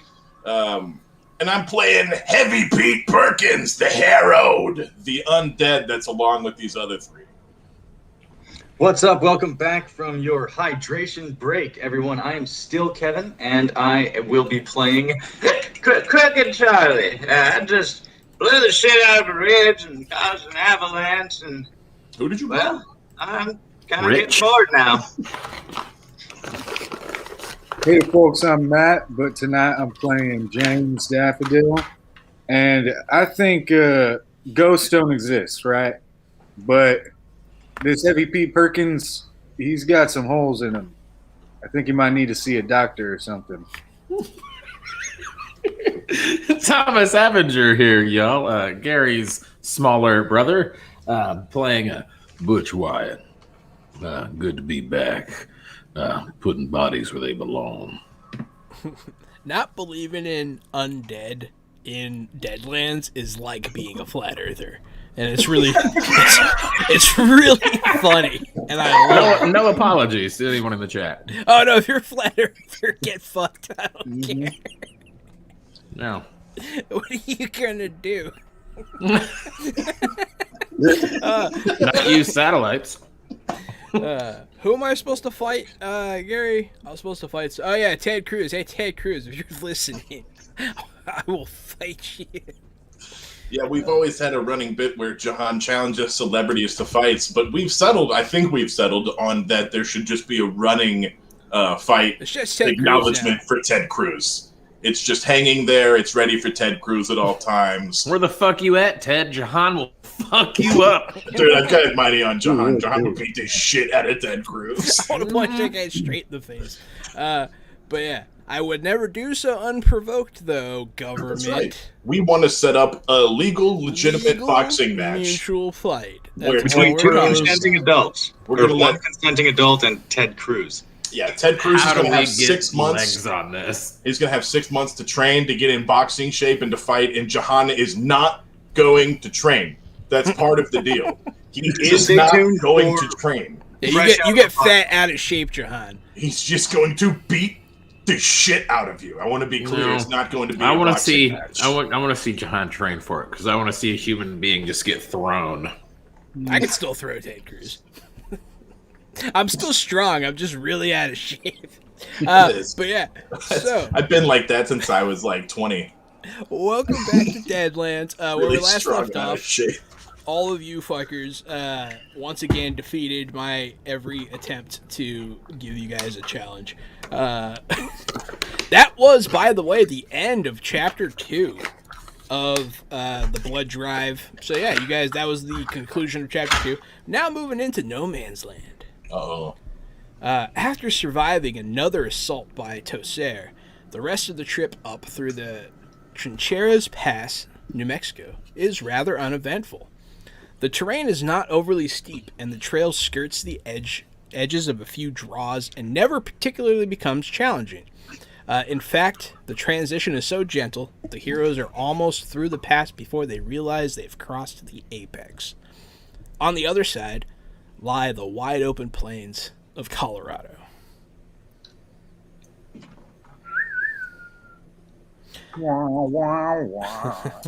Never really considered myself a Colorado man. After a day of driving north of the pass, the Lazy S crew passes the burnt remains of a small homestead.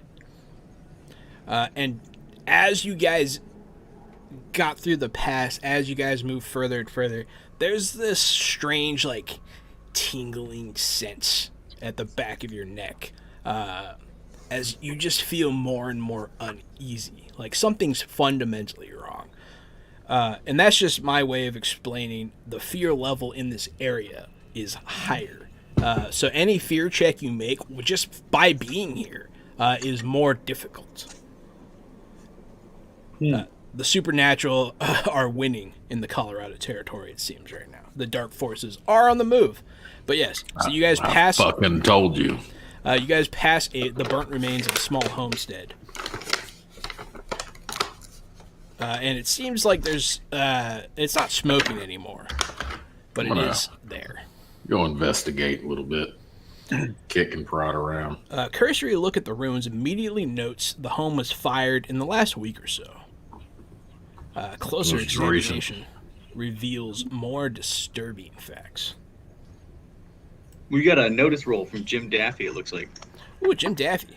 So yeah, you're looking around, Jim Daffy, and you just see the skeleton of a house, burnt all the way down. Some of the supports are still standing, as they tend to do. But it's behind the house that you notice something wrong. There is a tripod set up, and it's lashed over the remains of a small fire. A large, bulging bag of fresh skins hangs from it. And if you want to open the bag, it requires a fear check. I would love to open the bag. Go ahead. What in the fuck are you opening a bag of skin for? Go ahead and give me. So. I would like to spend a Benny. Go ahead. All right. Yeah, all the fear rolls in this area are made at a -1. So. Nice. All right. Much better. So you steel yourself for what you're about to see, and you open up this bag. You bite down the bile as it threatens to come out of your mouth. As a horribly twisted body tumbles out. FD sent a boon to Crooked Charlie. Nice. Oh, thank you. Oh, thanks, FD. Greatly appreciate your involvement. Yes, so anyone examining the body may make a healing check to determine the cause of death. Yeah, I can do that.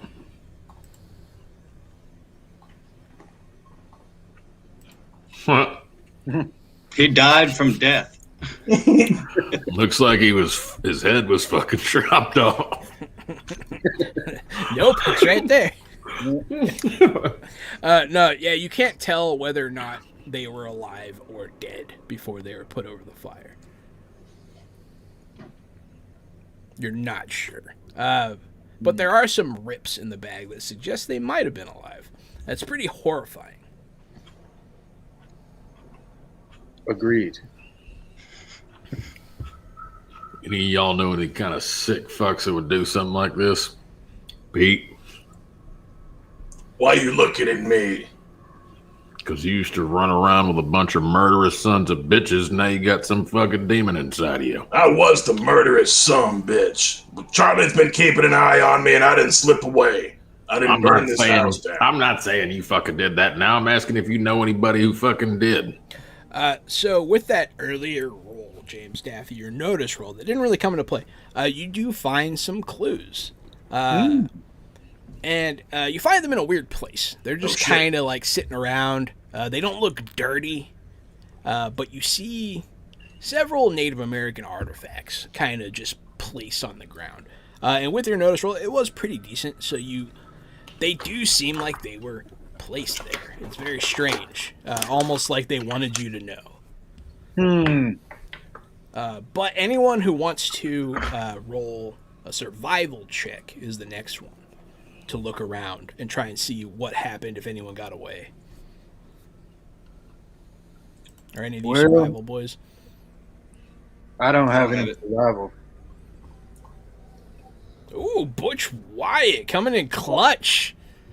Butch, you kind of, since you don't really have it, like you're not good at it, you stumble around, you're looking, and you like look, and something seems off with the horse prints. I've been around a crime scene once or twice. Yeah, you see a dozen sets of horse tracks, and something clicks when he shows you these Native American artifacts. These horse are shod. They have horseshoes. Most Native Americans in this current time, do not shoe their horses. So it's a dead giveaway. You've seen this kind of thing in the past before. You've seen people try to frame Native Americans. These weren't natives. These are white men pretending to be. Yeah. Horses are shoed. Well, which way do they go? You can't tell which way they went. They went the same way you're heading. Good. North. Maybe we'll catch up to them. Did Crooked Charlie's vulture he sent out to go chase those other guys down find anything? I do believe he managed to. He said that he kept his vulture, right? No, he went after the Tomahawk guy to see what Oh, you went after the Tomahawk guy. So eventually he came back with the fetish that he was wearing in his hair, the hawk skull with feathers. Your vulture brings it back. Last time my bird came back with a fetish, it was a very different experience. Hit me harder, Daddy. Yeah, he had a small gimp mask on and flew back with a cat of nine tails in his mouth, but it was bird-sized. It's adorable. I'm gonna go ahead and I'm gonna show it to the party, and just kind of remark that I guess he didn't make it very far, and I'm gonna send the vulture now off in the direction ahead of us where the tracks are going. Absolutely. Yeah, you send Nerd off ahead. Yeah, I'm glad that you guys uncovered the mystery there, because that whole situation makes me uncomfortable. I don't like that part of the book. But I get it. All right. I put on my blinders for that one. Yeah, I was kind of like, all right, if they don't figure it out, I'll probably just feed them the answer. I don't want this misconception to happen. Digging through the ruins turns up no items of any worth in the debris. The homestead was clearly stripped of valuables before it was set afire. This was actually the work of local rustlers, you think, or bandits of some kind. But you don't. Some kind of local low-life piece of shit. Which one? Some of you have law backgrounds. Do you have any? I'll allow you to roll local lore or common knowledge for this, since you have a law background. Yeah. So with your common knowledge, you do know several groups that operate in here.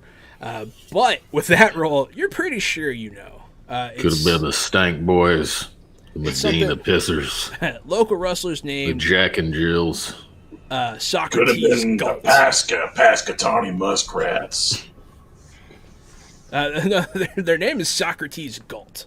I don't know much about it. The Seagull's Guilt.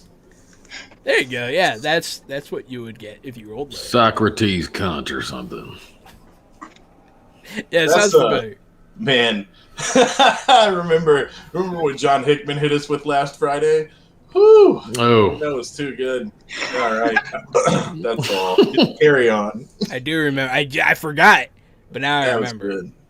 Jonathan Hickman, shout out to my man over there at Osprey Games and doing his own thing, Jonathan Hickman. It was great to have that indie developer on last Friday. Oh, yeah, that game was fun as shit. But yeah, so you're pretty sure now you have a direction. You kind of figured out some stuff with your good rolls. It's always nice when you guys actually succeed at those kinds of things.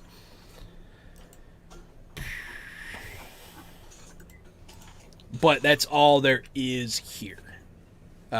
And the laziest are they continued on with that, you guys, since you weren't really, they're moving slower than you can. So you guys catch up. Mm-hmm. Daffy. Yeah. How you want to do this? Well, I figure we find him and we kill him. Pete, you want to take the lead on this? Well, you do the finding and I'll do the killing. Oh, I think we found him.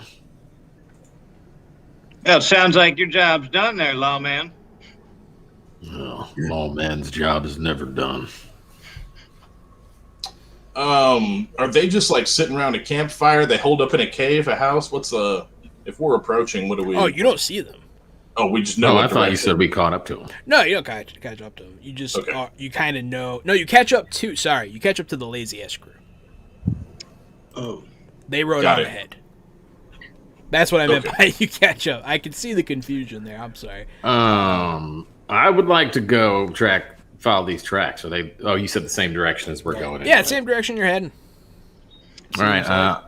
Let's go run by the boss man and tell him what we need to go ahead and track down some trouble before it tracks us down. Yeah, I was gonna say whoever done this will probably be coming for us sooner or later anyway. That's right. Well, I'd rather us go for them sooner then.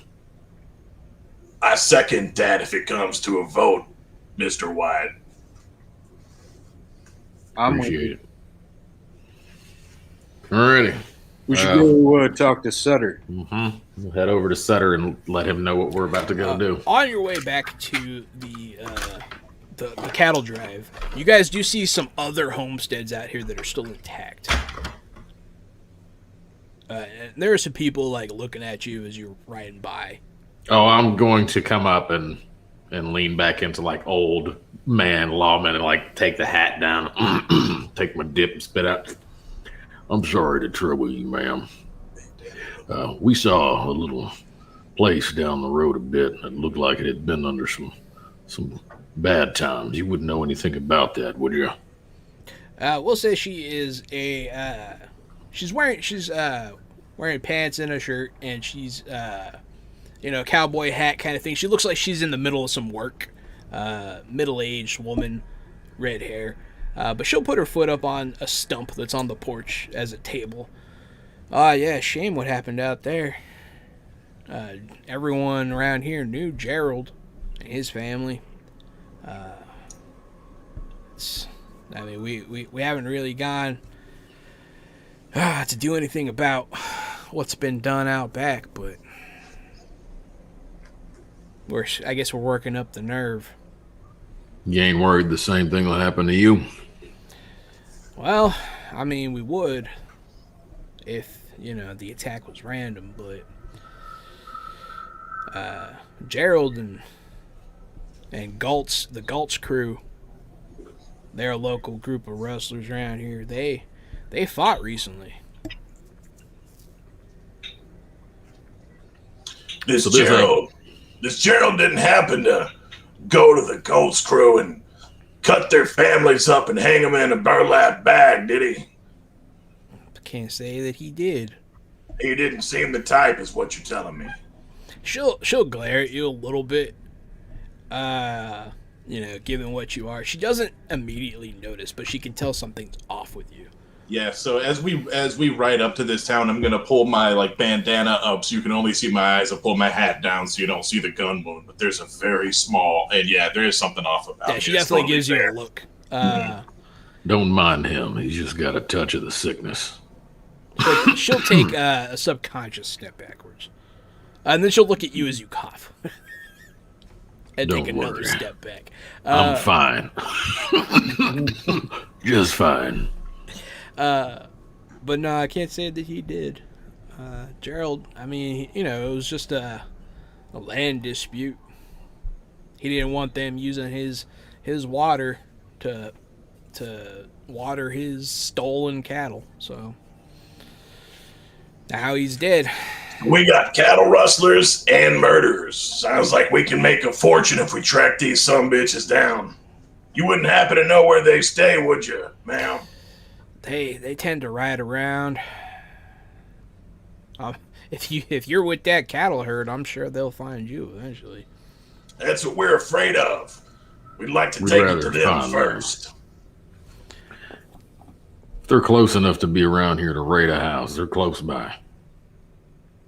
That's true, but these plains are nice and flat, and you can ride for miles with no issue. Yeah, maybe we send out a couple of scouts each direction. That's one way to do it. But I imagine they usually come from the north, so I'd start that way. Well, thank you for your time. She'll tip her hat at you.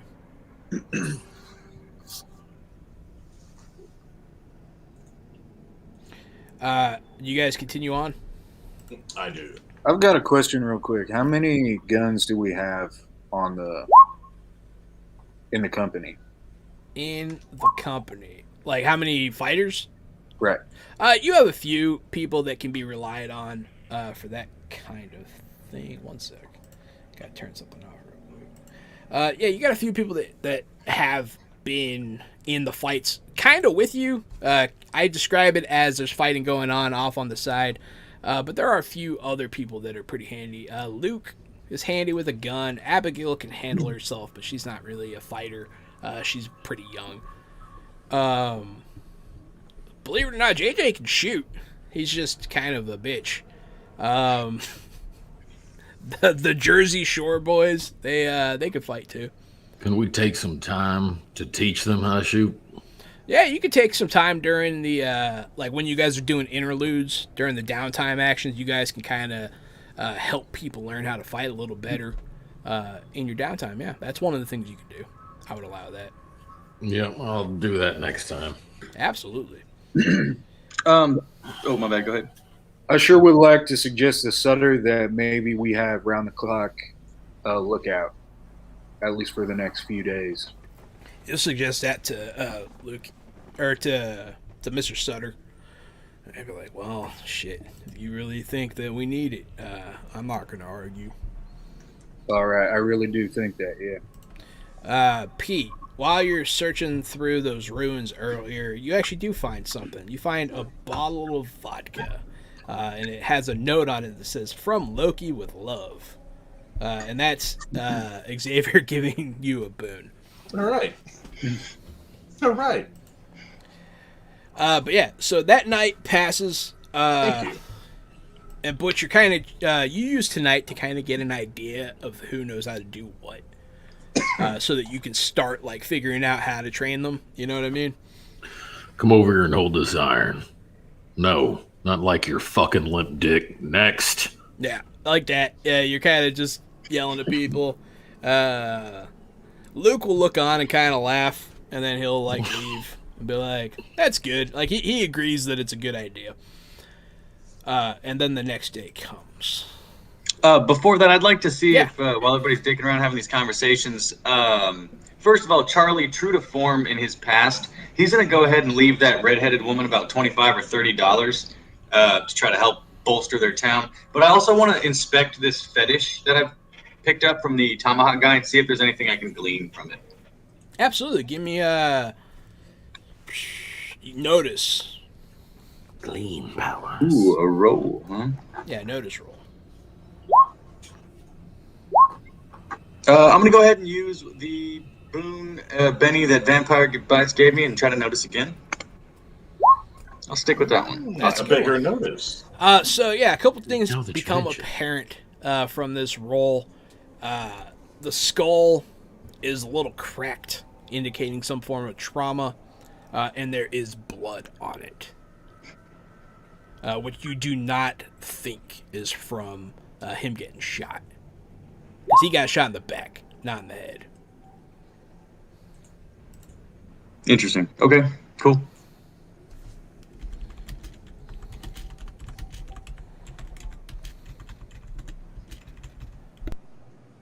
I'll toss it over to Jim Daffy and see what he thinks about all that.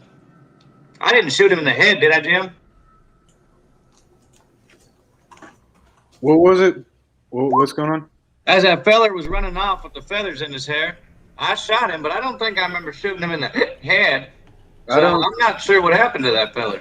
Right. I don't think you did that, Charlie. We better be careful. I think there's someone else out here. Yeah, I think you might be right. Just like old times. I'm short on Benny's vampire. I sure could use some. I have 2 left. I'm actually pumped back up to 3. I'm feeling pretty good right now. I'll take them. But who's gonna do something for the bennies? Yeah, it's gonna do something. But yeah, so you notice that about the fetish. Seems like something happened to the guy that wore it. Thank you, Vampire Bites. Ooh, a man. hint for Daffy. Butch and Daffy. Everybody getting booned today. I But think yeah, that's because she wants to see us kill. was there anything Up, else? Chuck. that you guys want to do this evening? Pete. Yeah, I'm gonna teach the Jersey boys how to fight while he's teaching everybody else how to shoot. Oh, okay. Yeah, so Oh! you'll be teaching them how to put up their Fucking dukes. swinging at me, you fucking mook. Yeah, they're resistant to the idea at first, but eventually you're able to talk them into it. All right, you're resistant to the idea. Fine. If both of you could beat me in a fight, I'll leave you alone. Oh, I'm about to knock this fucking Nancy's teeth right the fuck out of his face. He's gonna swallow his fucking tongue, bro. Yeah, you guys get into a fight. It's pretty good, and I will say that. I mean, I've seen Pete fight, so I'm gonna say you win without rules. Because they're boulder. chumps. Squish. They are strong. Oh god, my fucking legs, man. They are physically strong, but they don't know how to fight very well. But yeah, no, that's good. That's good stuff. I like that you guys are interacting with the crew. But yeah, the next day comes, and for whatever reason, they have you guys more towards the back. Today, you guys are kind of like riding skirt a little bit, just taking your turn. And that's when you guys will hear a gunshot further ahead. Shit. Better not have been fucking JJ. It's towards the front of the drive. Yeah, there we go, Jimmy. I Jimmy bolted up Daffy. front. James Daffy hauls ass, and he makes it there before anybody. Any doubt. Daffy, so you're going to get there. I'm going to say you get there a little bit before Peaster. People. Cresting a small rise, you see another homestead. This one slightly larger than the burnt one. The lead steers begin to scatter and wander, while some of the lazy-ass riders try to get the animals under control. The cause of the confusion and likely the source of the gunshot appears to be a pair of men standing a short distance in front of the wandering cattle. If you move closer, you notice that there are two men holding long guns, and two of the lazy S crew are talking to the men. We can all see that. Right now, it's, Daffy's a little bit ahead of you. You guys can all see it, but Daffy will get there first. Well, I'm not riding for shit, but I'm going to put my scope on him. That's fair. Yeah, I'll ride up to him, see what the trouble is. Yeah, anyone that gets close, you'll hear this. I'll be damned if I let you trample my fields with a bunch of stinking Texas cows. It ain't enough we got to contend with border raiders from New Mexico, homegrown guerrillas, something I'm not going to say, and then Galt's bunch. But now you want to go dragging 1,000 head of cattle across our land. Ain't no way of that happening, mister. I'll stampede them cows all the way back to Santa Fe if I have to. Listen, mister, how much is your crop worth? A crop was worth my whole life. Yeah, but dollars and cents, mister. He actually does have a price, which is funny. Let's see here. Yeah, so they identify themselves as Earl and Gail Farley. Two brothers. No, not that Farley. Listen here, Mr. Cattle Rancher. It's time to get your life back on track. That cow be is a damned little if you're cold. walking these cows through my field, I'm gonna end up living in a van down by the river if you ruin my crop. You know what? It is two of that Farley. But yeah, no, they actually do offer you a price. If you want to drag through here, you're going to have to pay a total $500. That is what they start at. I'm not paying you $500. It's not going to happen. That's insane. So the way this works is they are what is called uncooperative. With a persuasion check, you can better that. And at this point, others of you have ridden up. Yeah, I want to go up to Jim Daffy's side and just kind of talk out of the side of my mouth to him, be like, "Hey, you remember when I robbed that safe on that train? I got all these gold bars. Not really sure what they're worth, but maybe them boys will take these instead." I said go for it, Charlie. I got some money, but I don't got $500. That's an option. So I'm just gonna stare right at the guy, and I'm gonna pull my pistol out, and then pull the bag out with the other hand, and dump the gold bars out, and just be like, "Your choice." They're gonna look down at it, look at each other, and look at you, because, like, obviously you stole this gold. I mean, obviously, it, like, has, like, the Bank of America stamp on it. And it's just, yeah. But they look at each other, and they start picking them up. Be like, y'all have a good day now. And they'll go inside. That's it. I wasn't expecting that outcome. I've been trying to offload them stolen goods for a while now. No, that was a good way to launder some money there, buddy. Luke will look at you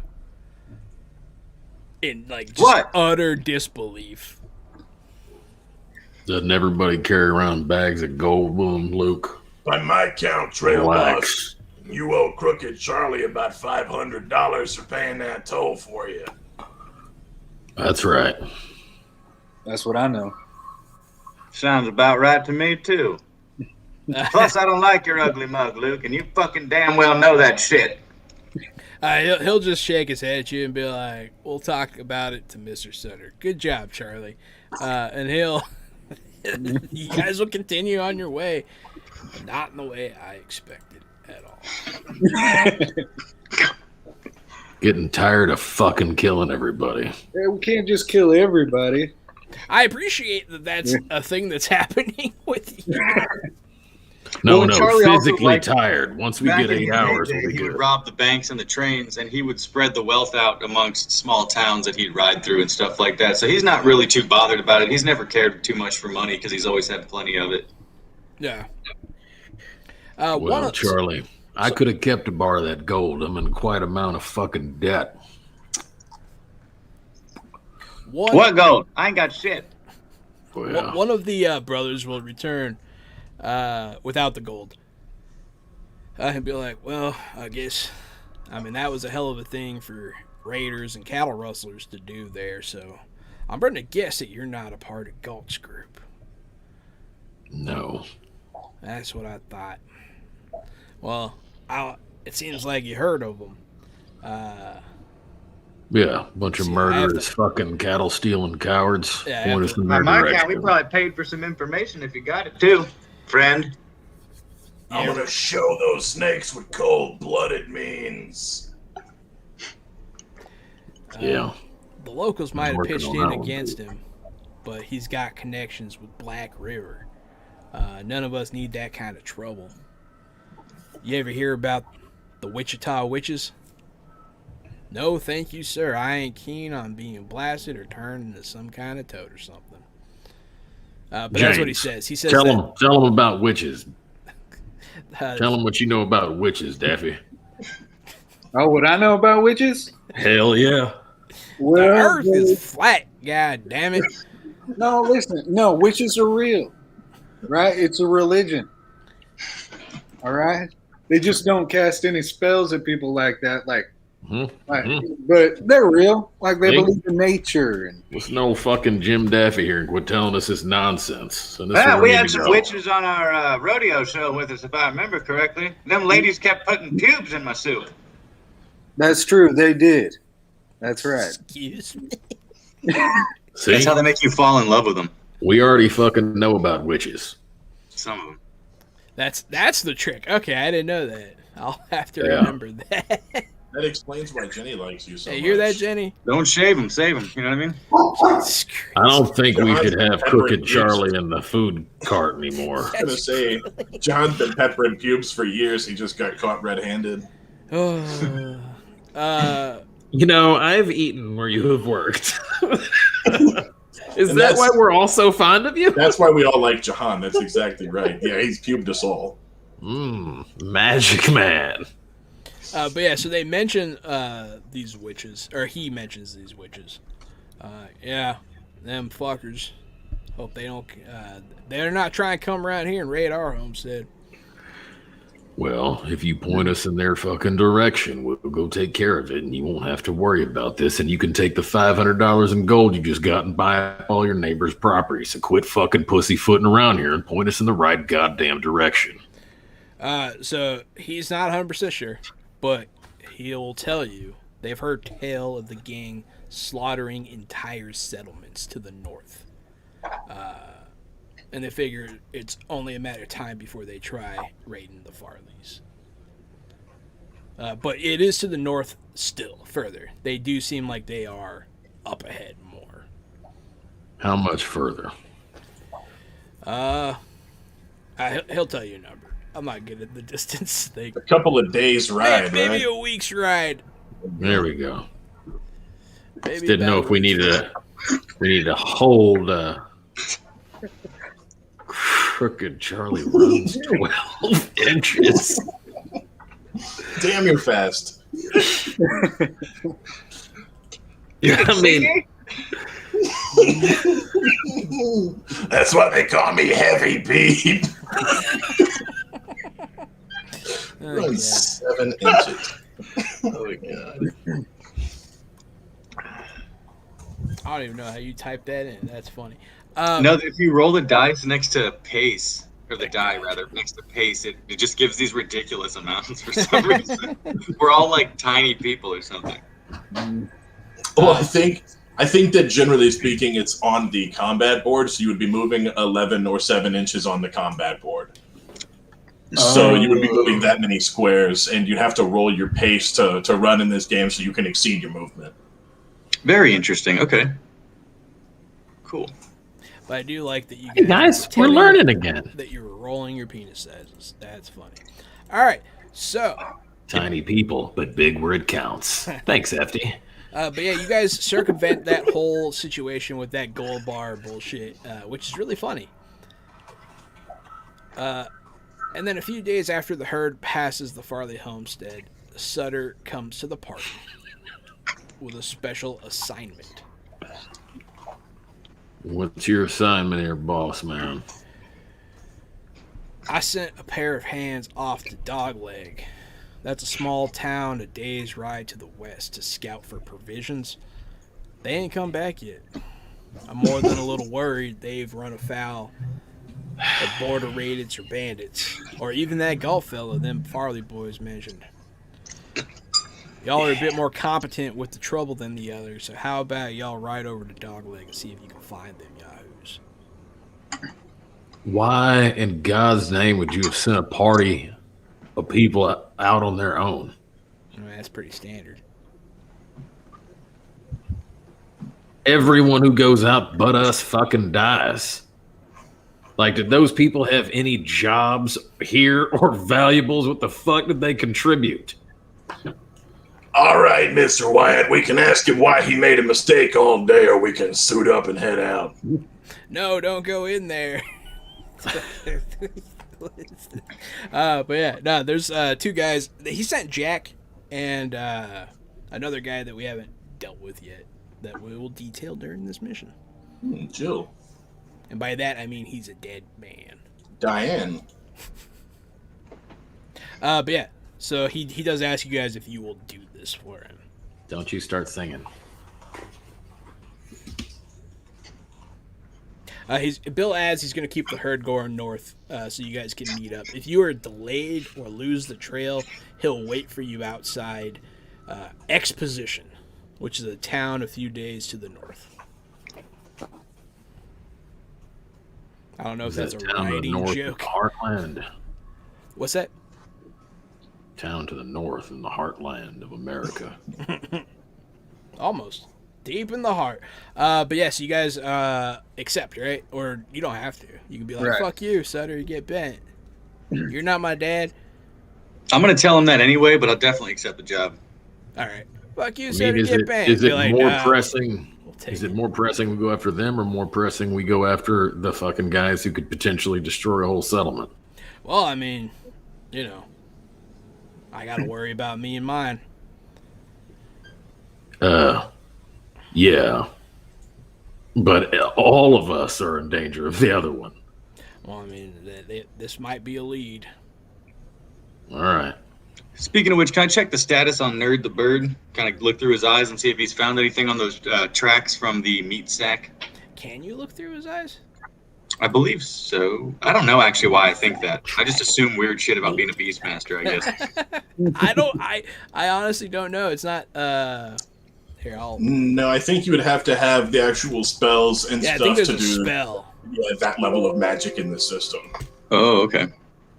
Which, if you would have taken, I think, like the shaman background and stuff, I think they have access to some animal spells and things like that.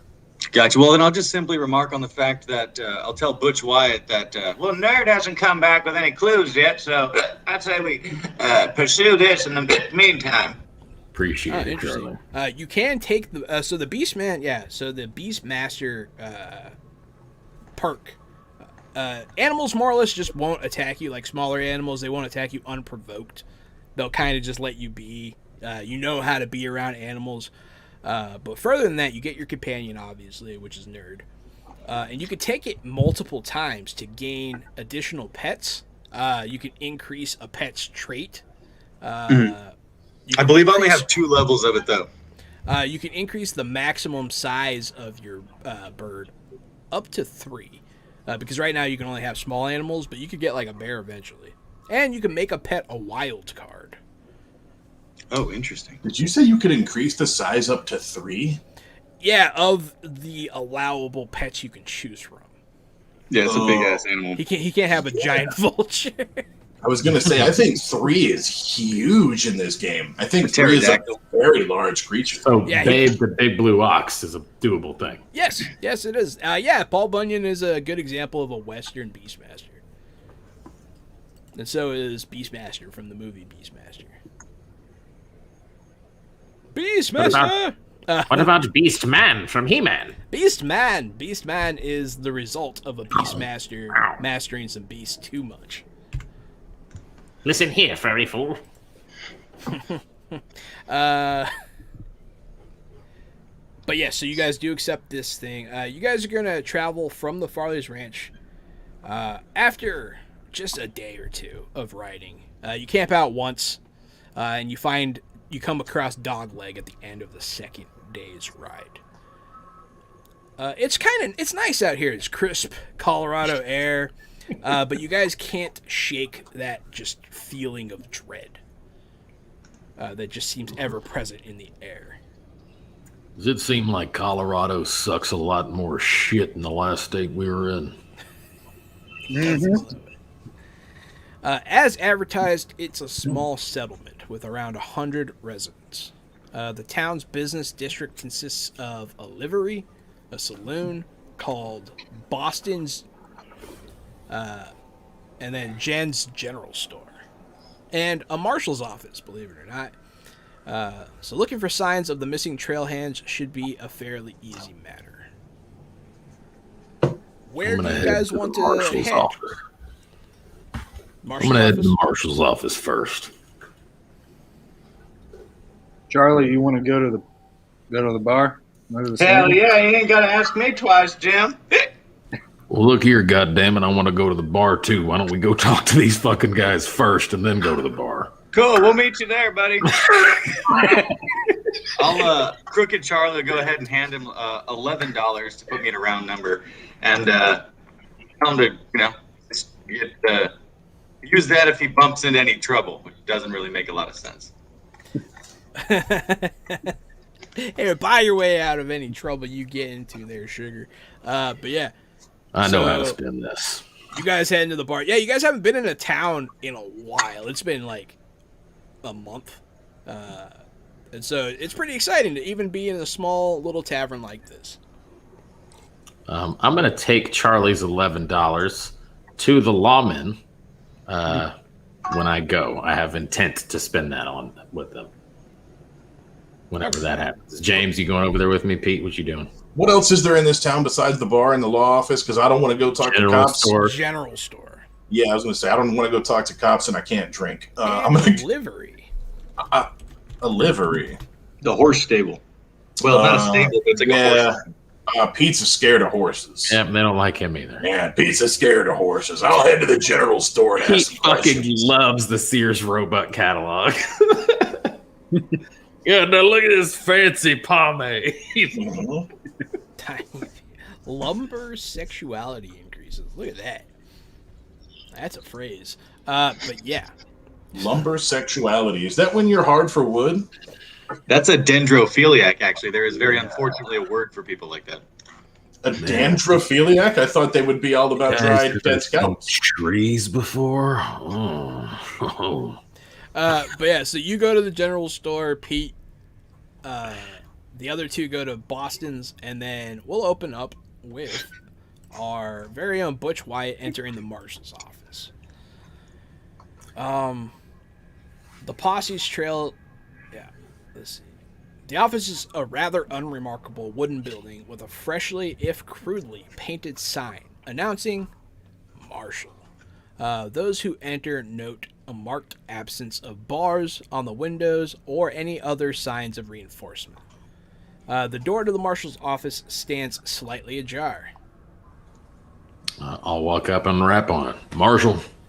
Inside, you can see Marshal Dalton Wilcott sits behind a desk with his feet up and a hat down. Near the back of the office, the two men you are looking for sit chained on the floor to a metal eye bolt. Both men look worse for wear, sporting bruises and scrapes, and one of them has a black eye. I will sit down in a chair opposite his desk and put my feet up and lean back, mimicking his posture. He'll lift his hat at you. Afternoon, Marshal. He'll put his hat back down. What can I do for you? Like he's like this.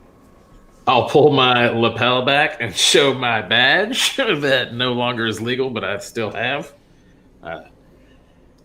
Just so happens we're running through here and we happen to be looking for those two men right there.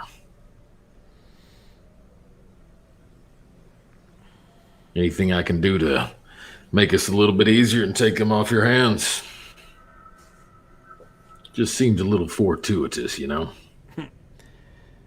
Butch, by the way. Wilcott looks at you. Here I said, what can I help you with, stranger? So I'm trying to understand this one part I'm reading real quick. You see two other men in there as well. They look kind of shady and unkempt. Man, I don't need to talk to them. But yeah, so what can I do for you? He looks at your badge, and he kind of flicks his hat up. And then I'll kind of nod, take my hat off, gray all unkempt hair back, try to push it back. I'm escorting a cattle drive through here. Me and a few friends of mine ran into some trouble up the road and just happened to be looking for those two men you have chained up right there. Well, then we got us a little bit of a problem there. Hey, These fellows got drunk and busted up my favorite watering hole. Me and the boys had to take them into custody for the good old town. Of course, before we can let them go, we need restitution for the damages to local establishments. Well, how much damages did they cause? I'd say 100 a head ought to do it. 100 a head. Well, how about this? How about we kill that one and we'll call it even? Which one do you point at? I don't know. Dealer's choice. So it seems like you're trying to bargain. Go ahead and give me a persuasion roll. Oh, no. Pete clueless. I always forget about that. That shit's hilarious. Does this count as a gamble in any way? Can we make this a gambling thing? Because I have the card sharp edge, and I haven't got to use it yet. We don't have to, though. If you can try and gamble, if you can try and make him bet something, I don't know. You can try and talk him into that. I mean, I want to push it. I know how you can turn it into a gamble. Why don't you put one bullet in the gun, roll the chamber, and close it, and then point it at the guys and pull the trigger? Totally. Thank you, Heavy Pete. Thank you, Gary. Yeah, we're gonna do that. I'll tell you what. We'll do this. Sling all the bullets out, load one in, spin it, clink, pull the hammer. If this ends up killing one of them, deal's taken. Whoa, And if it don't, whoa. I'll just head out of here. Let's ease up here, man. Yeah, go ahead and give me. I'll let you use gamble for that. That was a gamble. I'll let you do it. Yes. I don't know what the plus number is. Because I have a D6 plus, but I don't know what the plus is. But that'll work, right? Yeah, 7. that'll work. Take it. Yeah. There's a little bit of rush in Butch's dopamine's just flushed into his brain at just the prospect of gambling. Yeah.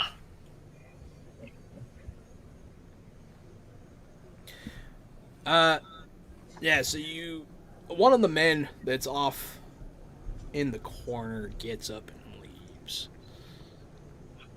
Bye. The other one stays there and just kind of looking at it. It's kind of eye-fucking you a bit. Look here, boy. Take your eyes and put them someplace else, unless I need to do it for you. He'll stand up. And he'll walk towards you slowly, and then like as he gets to you, he'll kind of walk past you, and he'll head on out the door as well. These are 2 other guys that are in here. Bye. But yeah, he fucks you the whole way out the door. But yeah, I can bring it down to 100 for both. How does that sound? Yeah, I mean, I don't really need him that bad. I was going to do you a favor. It does seem You're more than welcome to keep him here. The whole situation seems a little off to you, being a lawman. Mm-hmm. It's definitely. It doesn't seem like a bail. It seems like a ransom. So deal with that information what you will, but it doesn't seem on the level. This guy seems like he's trying to just extort you. Do we have any kind of bounty papers or anything for these guys? For who? The two dudes that are chained up. Like papers for. Just checking. Like, do we happen to have a bounty out for them? No, there's no bounty on them. Okay. There's no bounty on them. They just got in trouble while they were here. You're not sure what they did. He says they got drunk and smashed something up. Looks like they just got the shit beat out of them, so you don't know. And it doesn't really seem like Jack to get drunk and mess up a bar. Well, it looks like you have everything here under control. So, no, I won't be giving you any money for doing your job. But I will let you know that we'll be in town this evening, and I'll be making sure that no one in my group does anything gets out of hand. And just in case that does, and then I'll put 10 of the dollars that Charlie gave me on his desk, put this down as a deposit of goodwill. What'd you put down? The 10 of the dollars that Charlie gave me. Gotcha. To help grease the pockets of local law enforcement. Consider this a donation. Maybe get yourself some bars on the windows in here. He'll Hey, take Marshall. the money. He'll count it and be like, well, thank you very much. You'll see the 2 look at you as you leave. The 2 chained up. Fellas. So we'll go back to Cricket Charlie and Daffodil. As you guys open up the door to this tavern, it's playing that piano, that dun dun dun dun dun dun dun dun dun dun dun. But as soon as you open the door, it's like it stops. Everybody looks at you. Well, don't stop the party on account of us. You guys walk on in. The music starts up again. It doesn't seem like he is a professional. It just seems like some local playing the piano for fun. But yeah. There's an old man with his hair powdered down the middle. He has one of those like old like spit polished mustaches. He's cleaning a cup, wearing his apron and his button-up shirt. Be like, what can I do for you, Feathers? Well, we're looking for a couple of friends of ours. Came around this way not too long ago. And we'll describe him, see if he can tell us any information. And be like, I don't know. See a lot of people come through here. He'll like scratch his face. I'll give him $5. He'll take the money. What about now? Yeah, he'll take the money, and he'll pour you all some drinks, because that's actually a pretty sizable amount of money. He'll pour you guys each a whiskey. Your There's boys. plenty more where that came from. If you feel like remembering anything.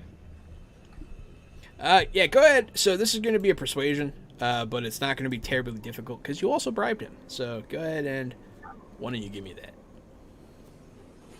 All right. Persuaded. I didn't know you were good at persuasion, Charlie. Your boys are in the jail, supposedly for busting up my place, but they didn't. It was Marshall Wilcott and his boys. They're Socrates Galtzmen's. He runs a big game somewhere outside of town. I hear he works for Black River. The old town marshal tried to stand him down when he first got here and got a bad case of lead poisoning. So Galt installed his henchman Dalton Wilcock as the new marshal. You'll want to be careful around them, friends. Well, thank you kindly, sir. I think we got some business to take care of. And I walk out of the bar. I'll follow James Daffodil, but I'll take a look at the drink the guy poured me and just push it right back towards him, pull my bottle of whiskey out and be like, I got myself covered, take a swig from it and follow Jim out to the street. You'll see him immediately shoot it back. But yeah. There you go. Yeah, there's a little bit of information everywhere there. Sears Roebuck. Walking out of the bar, do I see Wyatt? Yeah, I'd be walking right towards you. Yeah, you guys meet out in the street. Whoever this fucking marshal is has their boys in there. Didn't have a problem killing them. Wanted about $100 a head apiece for them. Something ain't fucking right. They're part of the gang.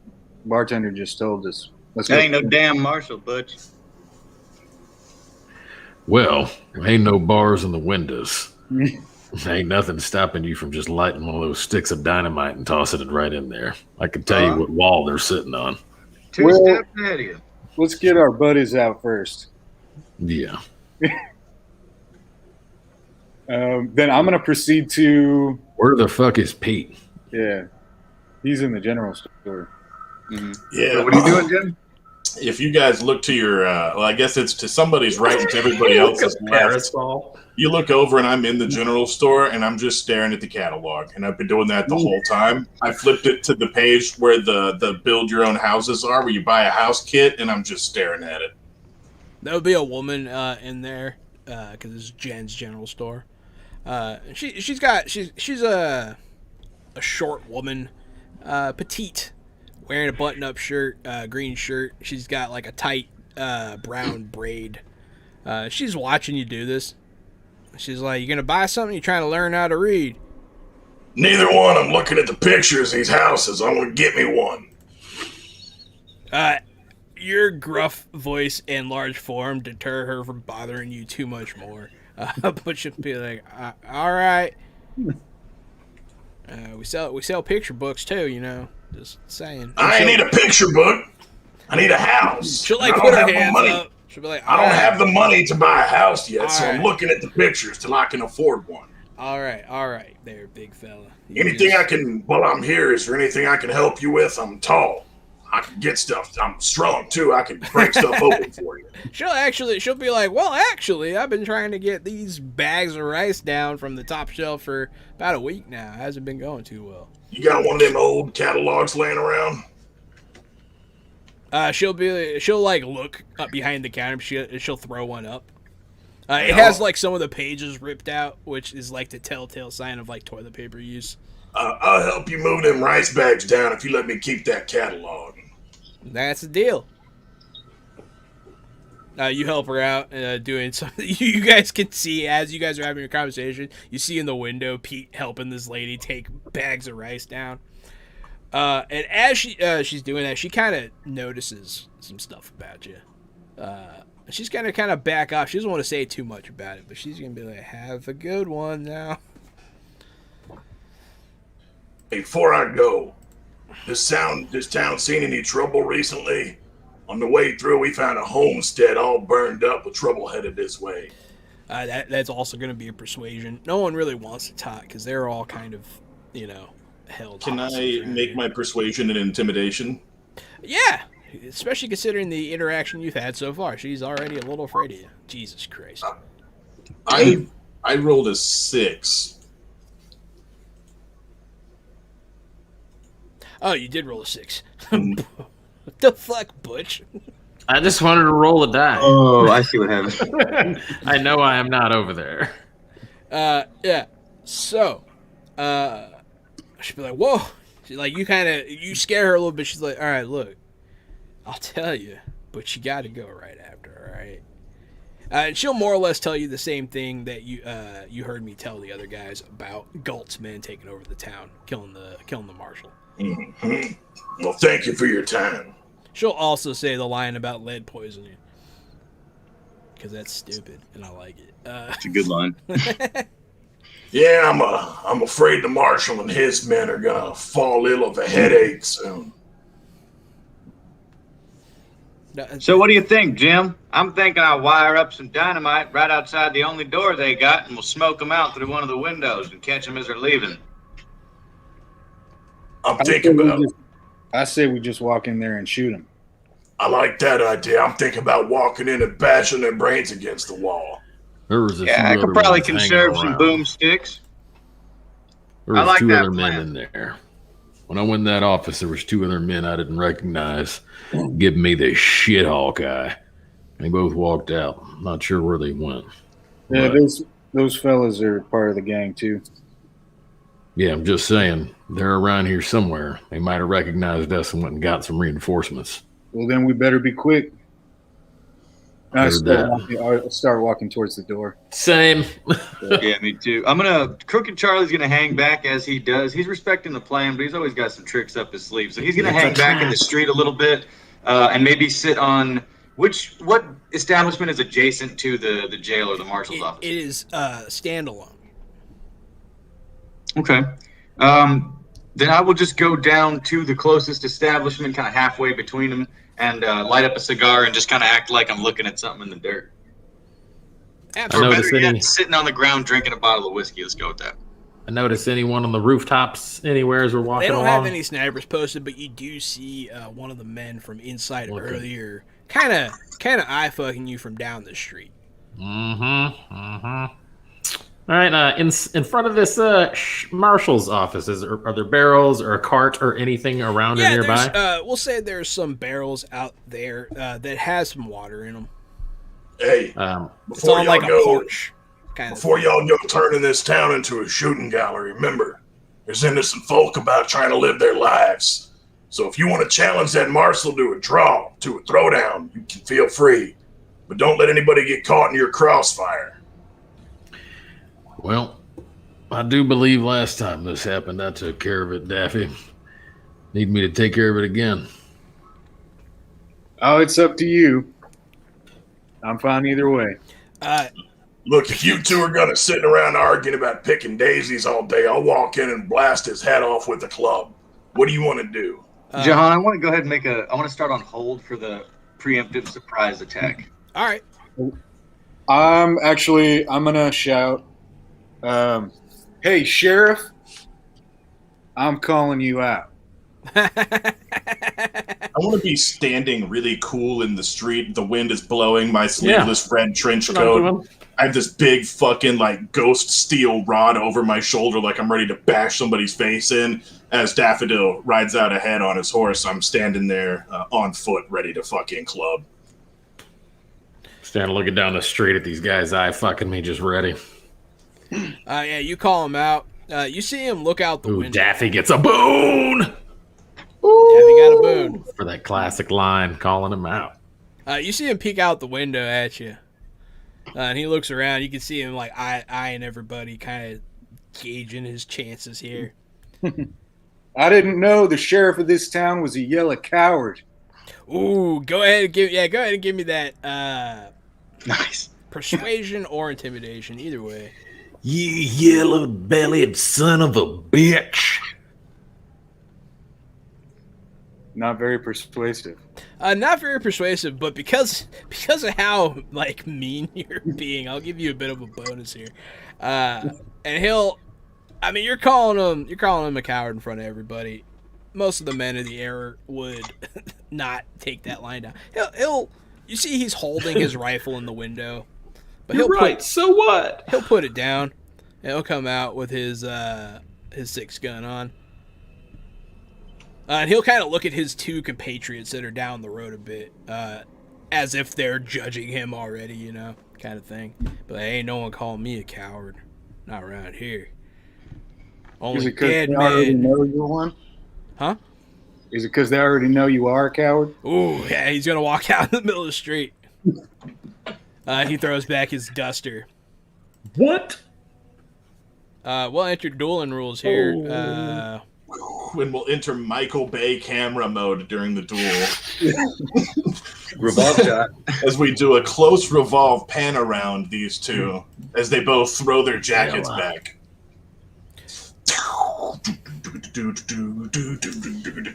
So during duels, keep in mind, they are more lethal. There are no soak rolls. All right. Oh, shit. Let's see. Let me find his information here. It's getting tense. Well, now. There you go. Don't do it too good now. We don't have the rights to that song. That's public domain and kiss my ass. Oh, wait, no, stop. I'll get doomed. Don't sing. Don't let me sing. Everybody pause. I don't say Gary, quick, make up a new Western song so we won't get sued. Daffy, you Thank you. Everybody wants to see this happen. So, you guys are going to go ahead and pretty much try to get the psychological advantage here. So you can do more or less anything you want to try and give yourself an advantage in this coming fight. I'm going to shout,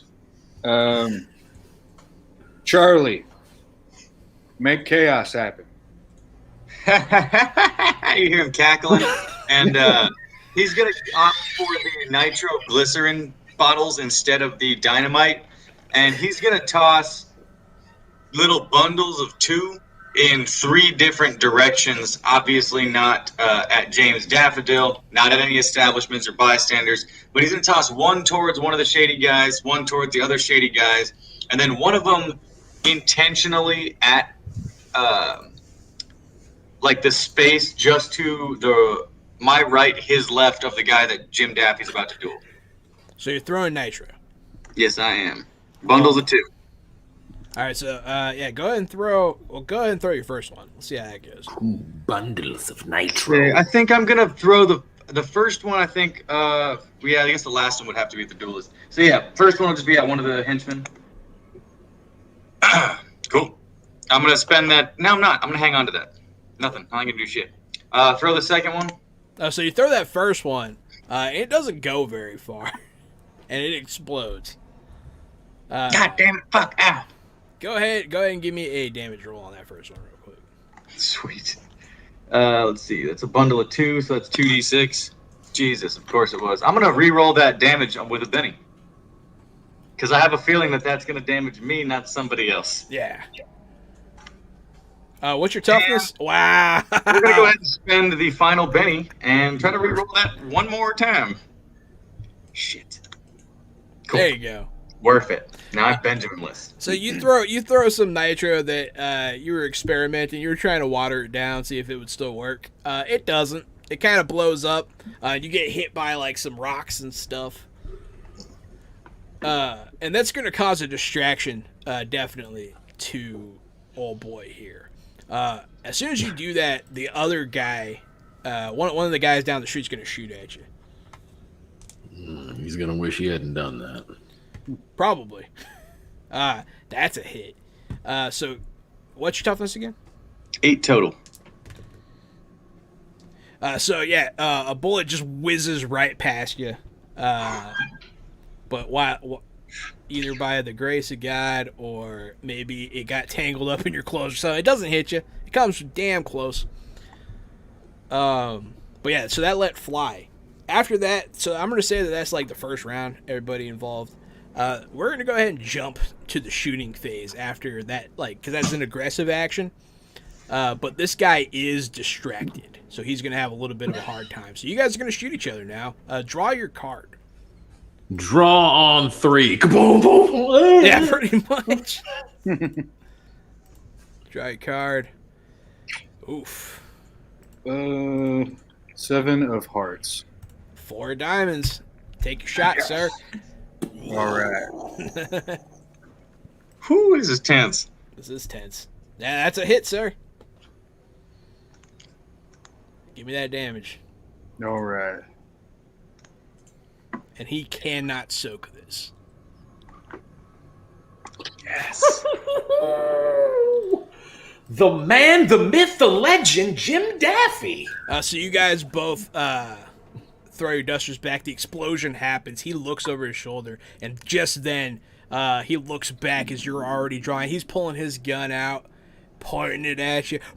You shoot him right through the chest, and he goes down. So he really did just have Charlie Michael Bay it up for him and murk this dude. Yeah, it worked. It worked like a charm. Yeah, we used to do this all the time in the rodeo shows. Just usually people didn't die from it. The other 2 guys, You know you never turn around and look at an explosion. the other 2 guys that are like kind of hiding behind buildings, they let off some shots, but you can tell they're just cover fire and they're just running. The second he went down, they're like, "Fuck this," and they start heading off. Nope. Why the fuck do people think it's okay to shoot at us and run away? Yeah, I'm gonna go ahead and fucking get 'em. shoot at these assholes. Go get them. Yeah, is either of them on foot close to me? Yeah, I could say one of them's close to you. Holy shit. Yeah, I'm gonna run one down.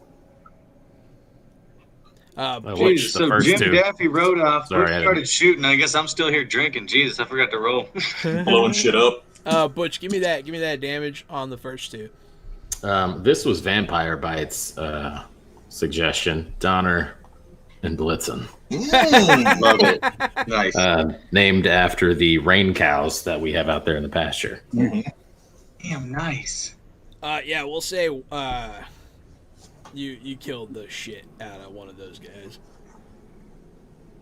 The ever living fuck. You clip one, and then the other one, his head explodes like a watermelon. And you get showered in gore, Pete, but you're right next to the guy that just got clipped. That's still Good. Please, now I'm gonna be a farmer. So go ahead and give me that roll there. You were gonna be a farmer. I'm gonna make that. I'm gonna re-roll it, and it's also gonna be a wild attack. All right. All right. Yeah. Hit. This time it's gonna be a 6. Yep. You said hit. I scroll down to the damage, and then I click the damage with my Ghost Steel War Club. He's already shaken. 17 So altogether. you just let me know how that works out. I blast him in the back of the head, sideways, and there's a thud as he hits the ground. But That is even more awesome. I'm not letting anybody run for cover or run for backup. So you hit him in the head, you said? Yeah, in the back of the head, like right here in your good meats. It's gonna fly off, hit a building, and bounce back towards you and roll on the ground. Only from here up.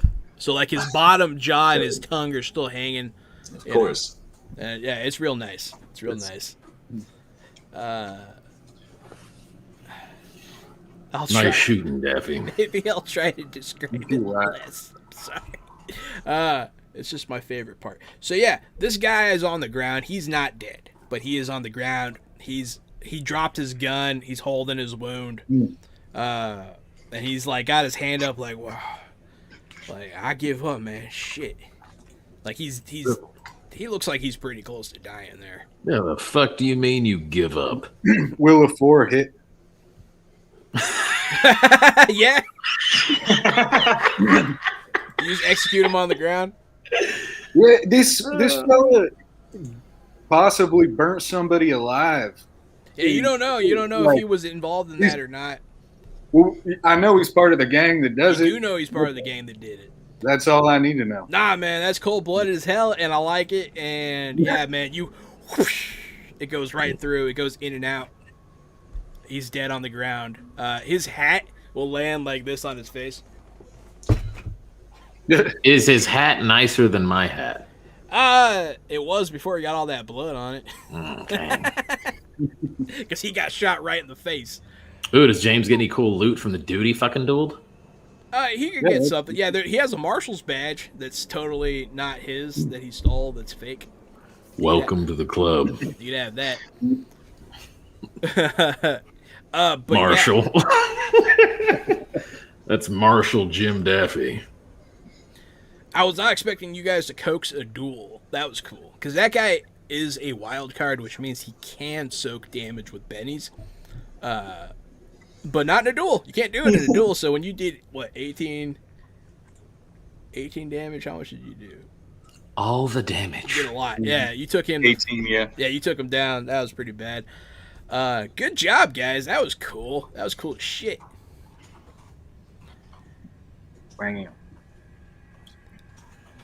So you guys can now. There's nothing stopping you from freeing your allies. They're a little beat up. They're a little worse for wear. None of you guys ever really expected Jack to be the kind to trash a bar, so you guys never really bought what they were saying, anyways. And the other guys, he brought some kid with him. We'll call him Charlie. Sean? Thanks. Oh yeah, we already There's got already Charlie. one Charlie around here. call I'm him- not calling somebody else a Call him Charlie. Christopher.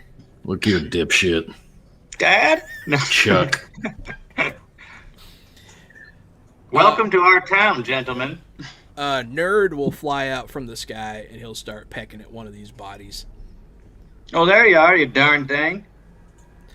But yeah, so as the bodies stop twitching, as you free your allies, and as you guys head on back to meet up with the crew, that's what we're gonna call it for tonight. That was a good little action sequence there, guys. That was an intense, a lot of death, a lot of dismemberment, a lot of fun tonight. I hope you guys had fun. I did. Thank you so much, everybody, for watching. Tomorrow night, tune in, same time, same place, 8 o'clock Central Standard to 11. We're going to be playing our Expanse game with James Daffodil himself down there, Matt. We got Gary over here, my co-host. And then we got Alicia Benissa, who is in the chat right now. And we also have not Leighton Samuels, because he is Writing doing phenom. something. And yeah, tune in for that. Tune in Friday. We should be playing Smash Up with +1 EXP Zone, Tony +1, Tony Vacinda. Smash Up, the card game. We're going to be playing on Tabletop Simulator. Going to be a lot of fun. I love Smash Up. And then Saturday is the second filming of the 3rd and 4th episodes of our podcast. Fresh Out the Podcast. Check us out on Spotify and on iTunes now. Presently, we are there, and we're also on something called Podcast Bean. I think that's the service we go through. Thank you so much for the follow, Benho. Really appreciate it. Yeah, we do. It's been a great stream, everybody. Thank you so much for being here. Yeah, thanks. That was yeah. a blast. Don't forget to come back on the 30th. That's next Friday. Every Friday we try to do Freeform Friday with all sorts of cool stuff. So this one, like he said, is going to be Smash Up. And the following Friday, the 30th, is going to be Toxic Lords, Neon Lords of the Wasteland? Yeah, Neon That's Lords right. of the Toxic Wasteland is what it's called. that's right. Yeah, it's gonna be fun as hell. I flipped through the player handbook, and there's lots of spiked mohawks and leather jackets and guitars and all sorts of things that you need in a Neon Lords Toxic Wasteland. It's everything you need. It seems very cartoony, campy, over the top, like a wacky, wild, good time. Nice. Yeah, absolutely. Yeah. So this is your one-stop shop for everything tabletop RPG and board game. We do it all here. If you want to see a variety of things, we're where to be. Thank you for watching. Check out Mr. Avenger over here himself, the voice actor extraordinaire, Yeah. There you and go. artist, featured artist. Oh, yeah, some nice all stuff across right there. everything. He's the man. Then we got our very own